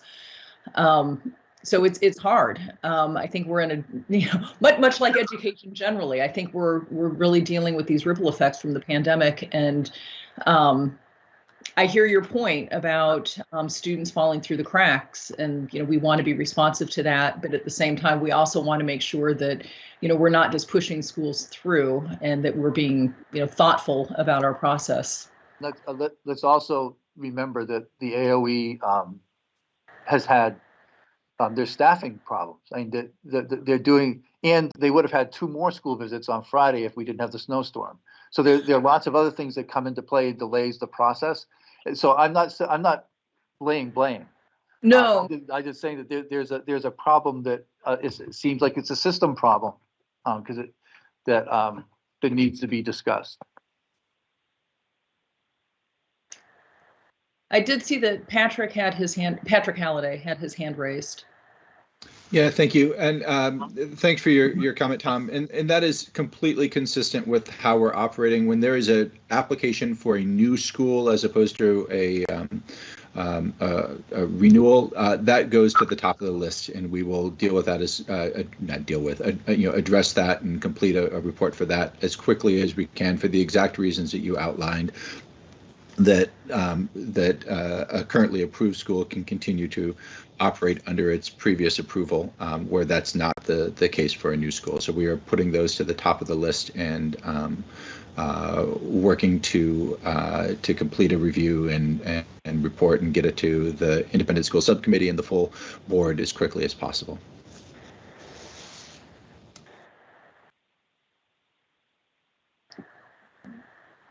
Tammy. Thanks. Tom, could you remind me sort of what does this all look like with the updated rules going in place for independent schools, right? So we have schools that are being approved now or in a backlog or in a holding pattern, right? And now we've got a new set of rules coming online. Like, it seems like it's not just the backlog. It seems like we've got a backlog, but we also are about to have the landscape entirely shift too. And so schools that have been in limbo for 3 years, if we approve them now, we're approving them under the old rules. Does that mean that they wouldn't come up for approval under the new rules for how long? Or it just feels like there are other issues in addition to the backlog going on here at the same time. So if you remember, we agreed that the schools that are coming up for approval now would submit a supplementary document, and ESBR was not asked to do that because they were not being approved, recommended for approval. But all those that are recommended for approval have to, as part of that approval process, submit that document, signed document. And so that's how we're dealing with the rules, the new rules that have gone into effect. And the cycle for approval is supposed to be 5 years, but as I just met with the backlog, it's significantly longer than 5 years right now for some. And I think to Tammy's point, there are additional rules that are going to become live July 1st of 2023. So then the question, maybe Tammy, what your question is between January and June of this year, if we're approving an independent school and the rules with regard to special ed have not yet gone live, how are we capturing any school that's being approved in the next 6 months? Yeah, that's a good question for the board. My opinion is that the rules are the rules. You can't, I don't know how you would do that. If they're up for approval now, we don't have, those rules are not in place yet. Right, they're not in place yet, but my recollection of the subcommittee was that when the rules became effective, July 1st, 2023, they would apply to all independent schools that were seeking approval or reapproval, which is to say, it was, just speaking for myself, my intent was that those rules would apply to any school, even if it gets approved in March of this year, that it would still be expected to comply with the rules that would become effective in July. So it might be a question for the subcommittee to figure out how to identify schools that are up for reapproval now to see whether or not they would comply or intend to comply with the special ed rules under 2229 that are going to become effective in July. Not every school has independent special ed, right? I mean, is that if they were approved prior? So that's not. But every school will have to be able to accept students with special needs if it wants to continue to receive public funds. So it doesn't really go to the approval status, but it does go to the school's ability to receive public funds. I think that is a good conversation for the subcommittee to have. It's kind of like when the speed limit changes on the road, you're expected to go that speed limit now. So we may need to put in place a period of time in which schools will need to come into compliance. That's a great conversation for the subcommittee to have. And just the conversation we had earlier about the first set of rules that went into effect is that schools would have to make some kind of statement that they comply and sign off on that. I don't think we certainly can't send special ed staff out because they're understaffed as well to go check and see. But I think we can get those written statements. That wouldn't be a hard thing to add to the process. I think it was a statement And of to Jennifer, assurances. yeah, I was going to say, and to your point, Jenna, it would only be for those schools who plan to continue to seek public funds, right? It may be that some independent schools that are currently receiving public funds opt out and say they're no longer going to do that. In fact, I think I know of a couple who will. So just in the context of the backlog, it just seems like this is just another piece of the moving puzzle that we need to keep our eye on. And it sounds like the committee is. I was just more curious how we were thinking about that. So thank you. Any other comments on this agenda item? I see a hand raised. Oh, all right. Well, thank you all. So this brings us to the guidelines for public communications outside state board meetings. This issue actually, it was kind of funny. It came up through a couple of different board members within like a 24, 36-hour period. And I asked Maureen and Suzanne if we had, anything on the books that the state board had acted on in the past, and had. It's in the agenda packet under item N. The interesting thing is I believe, and I'm looking at a guideline for public communications outside SBE meetings that's dated February 20th, 2019. I don't believe that there is a single member from the State Board of Ed that adopted this in 2019 who is still on the board. So I thought it'd be really helpful to sort of bring this to everyone's attention. It is a guideline that is on the books. It is up to us to decide, whether, I think it would make sense for us to, be reminded of it. And I think what I would like to do is to make a motion to ratify it, just to make it clear that we, as the current composition of the board, still intend for this guideline to apply. So I will make that motion that we ratify the guidelines for public communication outside SBE meetings as noted in the February 20th, 2019 document that was included in the agenda packet. Is there a second? Seconded by Tammy Colby. Is there any discussion?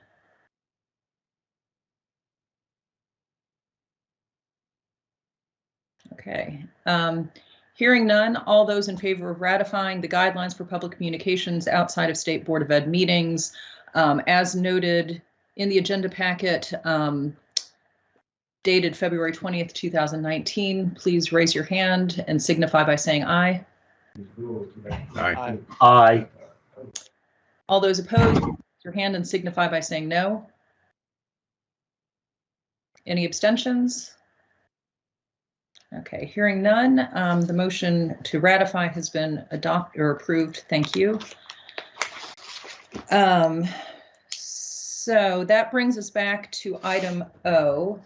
And during the break, I did a little bit of wordsmithing. You guys have all received updated language, but I'm going to throw it into the chat. Hang on just a second.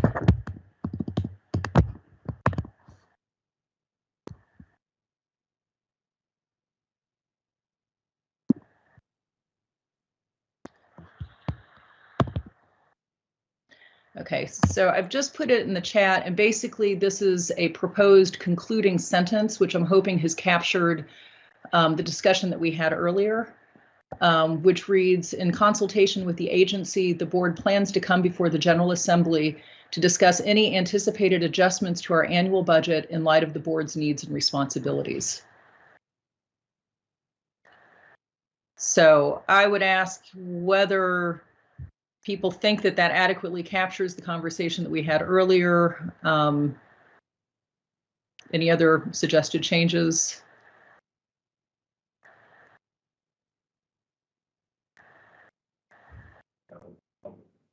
I think that's flexible enough to meet future needs.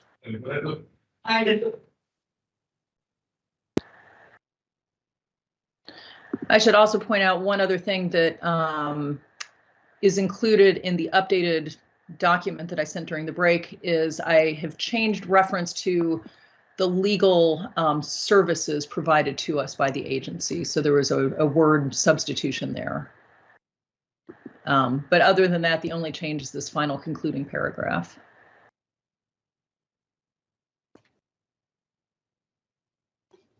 Does anyone else have any comments, or does this seem adequate? I think that's adequate. I think this captures it very well. Thank you. Thank you. All right. So at this point, I will entertain a motion that we adopt the State Board of Education annual report to the General Assembly with the addition of the word change referencing legal services by the Agency of Education and including this final paragraph at the conclusion of the first paragraph under future goals.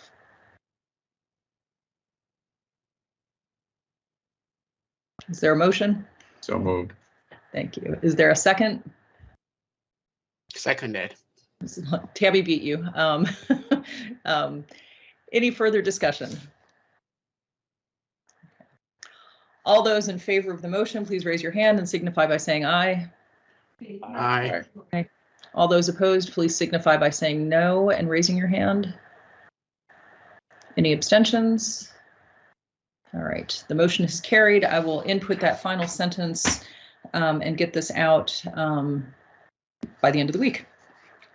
But thank you guys for your input. I think that makes a much better and clearer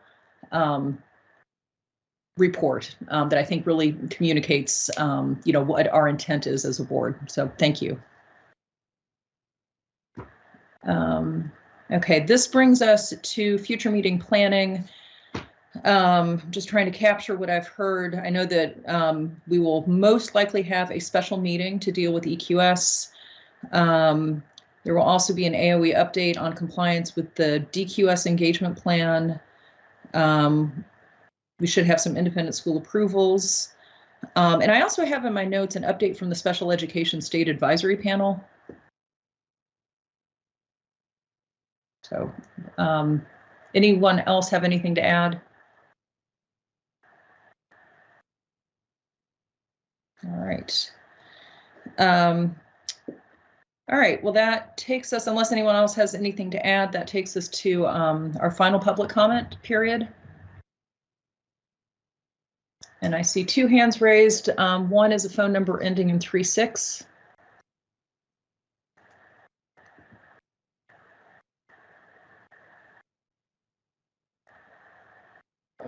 So phone number ending in 36, if you hit *6 to unmute.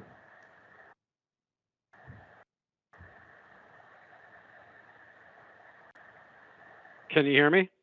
Yes. Hi, this is Howard Weiss-Tisman from Vermont Public. I apologize, I missed the earlier conversation referenced about the annual report, which is what I was trying to listen to. And my first question is, I wonder if you could just encapsulate what I missed as far as a previous discussion concerning the annual report to the General Assembly. We discussed the idea that we may, well, it's in the report, but we just added a final concluding sentence to the first paragraph. So that was the discussion. So there was some wordsmithing that went on during the break, and then the final sentence will be added to the draft report that was included in the agenda packet. And could you just clarify for the state board requesting an attorney, is that something that's going to require legislation? Could you just tell me what's the process for that? So I think it would be better to have this conversation offline. Okay, when can that happen? If you email me, I'm sure we can find a time. So you can't answer the question on the record at this meeting? Well, the public comment portion is really not meant to be a question and answer session. It's really meant to be members of the public communicating whatever comment they wish to make. It's not really meant to be a dialogue. The public can ask questions of the board? It's really meant to be a public comment. It's not a question and answer session. Someone correct me if I'm wrong, but that is my understanding of public comment. Someone clarify. I mean, I've been coming to state board meetings for a while. This is news to me. I'm seeing nodding heads. All right. Anyone else for public comment?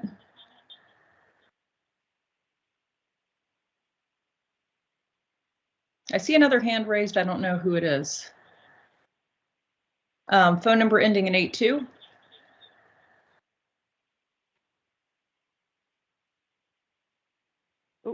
Can you hear me? Yes. Hi. So this is Kelly Bushy, and I am the owner and director of Connected Circles. And I wasn't sure if I should have chimed in during the independent school updates or not, but I waited for this public portion. But I do have just a couple of things to actually respond to based on the conversation I heard today, and then I have a prepared statement as well. But I want to say thank you to Tom, I think it's Tom Lovett, for advocating for the process, particularly for Connected Circles at this time. And in terms of expediting that process, I think it's important for the board to understand that we are completely separate and different from what Stone Path Academy was. Many of the folks that work here at Connected Circles were former employees of Stone Path, but Stone Path no longer exists. So with that being said, there are several students that Connected Circles is serving that were at Stone Path. So I think it's important for folks to understand the level of disruption that these kids have gone through. And so I'm here advocating for these students because they have expressed feelings of being forgotten, being pushed aside, not being cared about by the state agencies that are supposed to care for them. And they're feeling very isolated in this process. I understand and appreciate and fully support the process in which a prospective school needs to go through to become an approved school. The students that we serve deserve and are entitled to rigorous programs just like any other student. But I'm here this morning to express the urgency and the impact that the timeline is having on the students that we are currently serving. As of December 1st, under the directive of the agency, we are no longer serving students on the Connected Circles campus during the school day. We've been told we can do it after school, but not during school.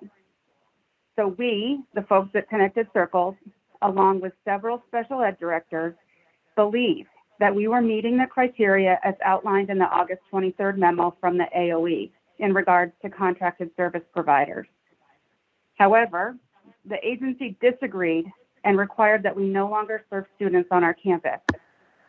Since making this shift, attendance has declined. Students are refusing to attend classes that must occur in public spaces, and several are at risk of not meeting their goals of graduating this spring. We are losing this vulnerable population of students. Hence why I am here pushing myself to speak publicly, one of my biggest fears, because I'm advocating for these young people.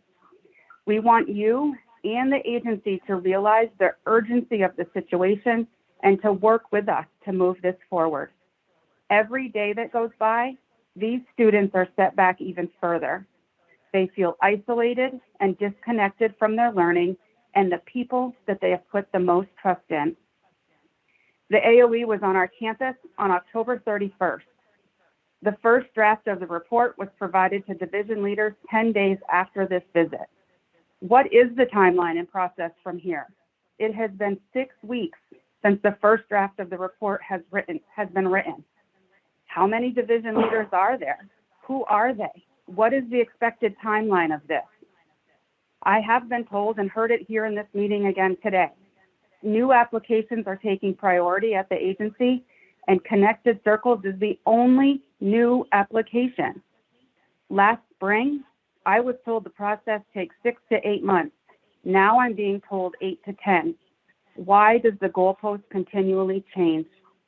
Why is the agency not moving this forward in the best interest of students? On the tail end of a pandemic where these kids need a learning community, relationships, invigorating and creative academic programming, when our state and our country is in the midst of a mental health crisis, we're pushing our students away. Secretary French, you have been quoted and seen on local news stating that school districts must meet the needs of all students, even in the midst of a staff shortage. Connected Circles is offering another option to meet the needs of some of Vermont's most vulnerable students. If we, Agency of Ed, State Board of Ed, service providers, have the power and the ability to support our young people, why are we not doing so?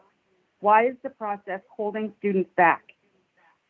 I also want to share that the folks at the agency have told community members, a parent that I currently am working with, that this process has nothing to do with a capacity issue. So again, why? Why is this taking so long?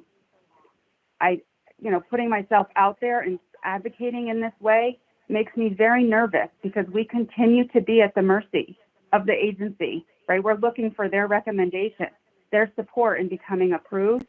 But I think it's important to support what Kendra said earlier. Communication with the agency has been challenging. Emails with questions get sent.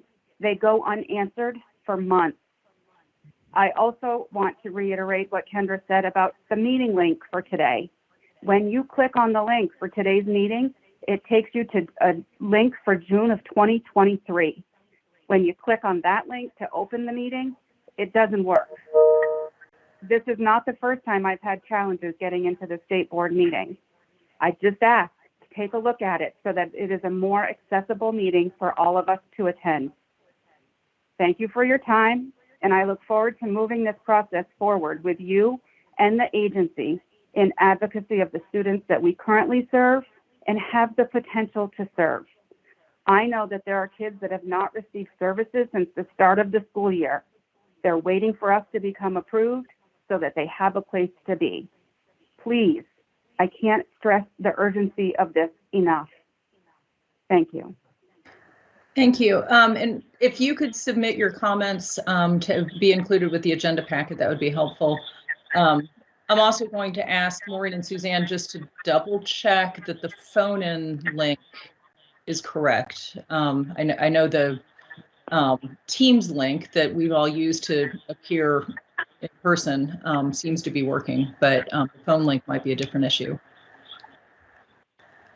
The link on the website to attend, like to be on the screen with you, is not working.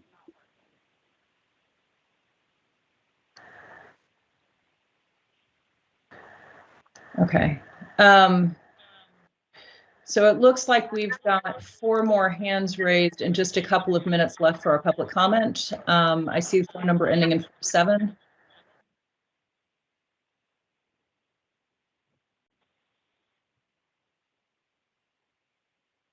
Can you hear me? Yes. Okay, this is Gary Blodgett again. I'm sorry, I tried to comment during the independent school time period, but I think while you're putting in the *6, then you have to also make sure that your phone is not muted also behind that.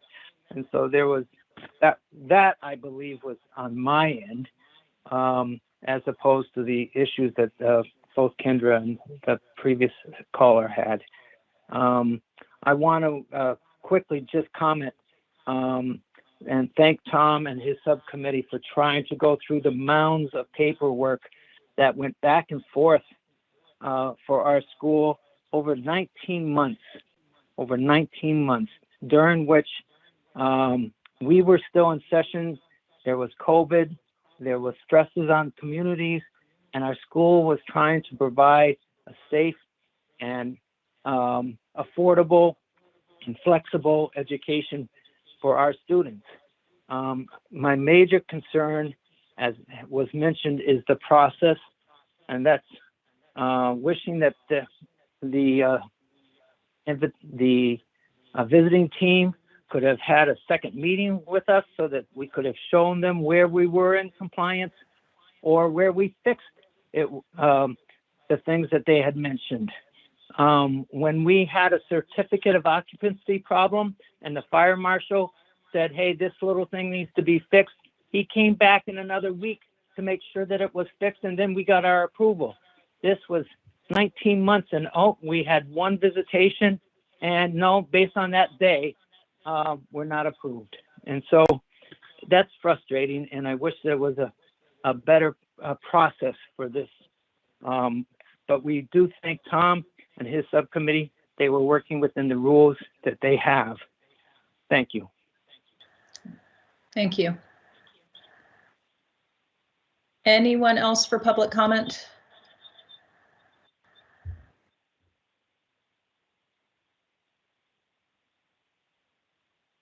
I still see some hand raised, so I'm just going to give it a minute.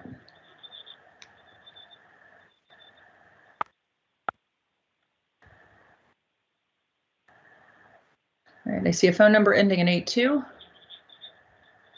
Hi, this is Brian Goldman. I'm the clinical coordinator over at Connected Circles, and I had a couple of thoughts that I'd like to share.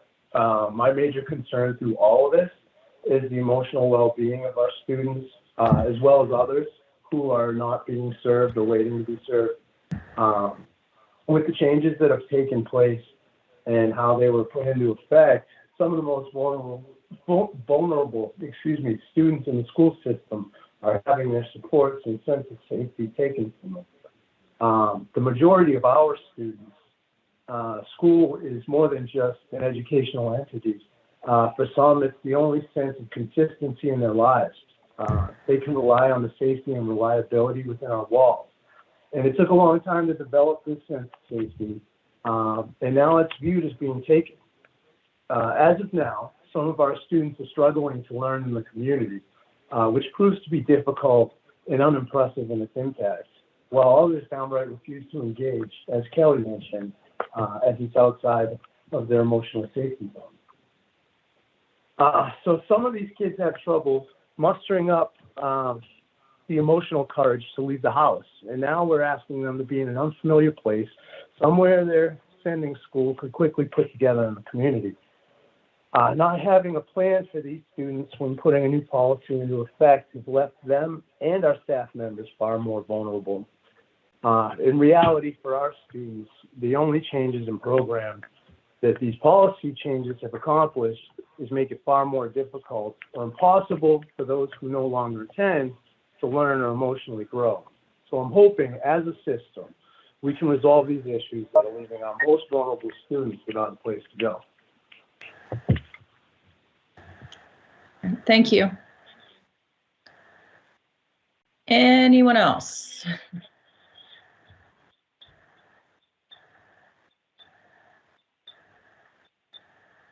All right. Well, hearing none, I want to thank everybody for a very productive meeting today, especially the early time, get you out a little bit earlier. And I hope you all have wonderful holidays. Best wishes for the new year, and see everyone in January. Thank you. Thank you all, and happy motion to holidays adjourn, to Jennifer? you. Happy holidays. Jennifer, do you need a motion? Happy New Year. Oh, Yeah, yes. I think. Motion to adjourn. Thank you for keeping me honest. Tom, would you like to make that motion?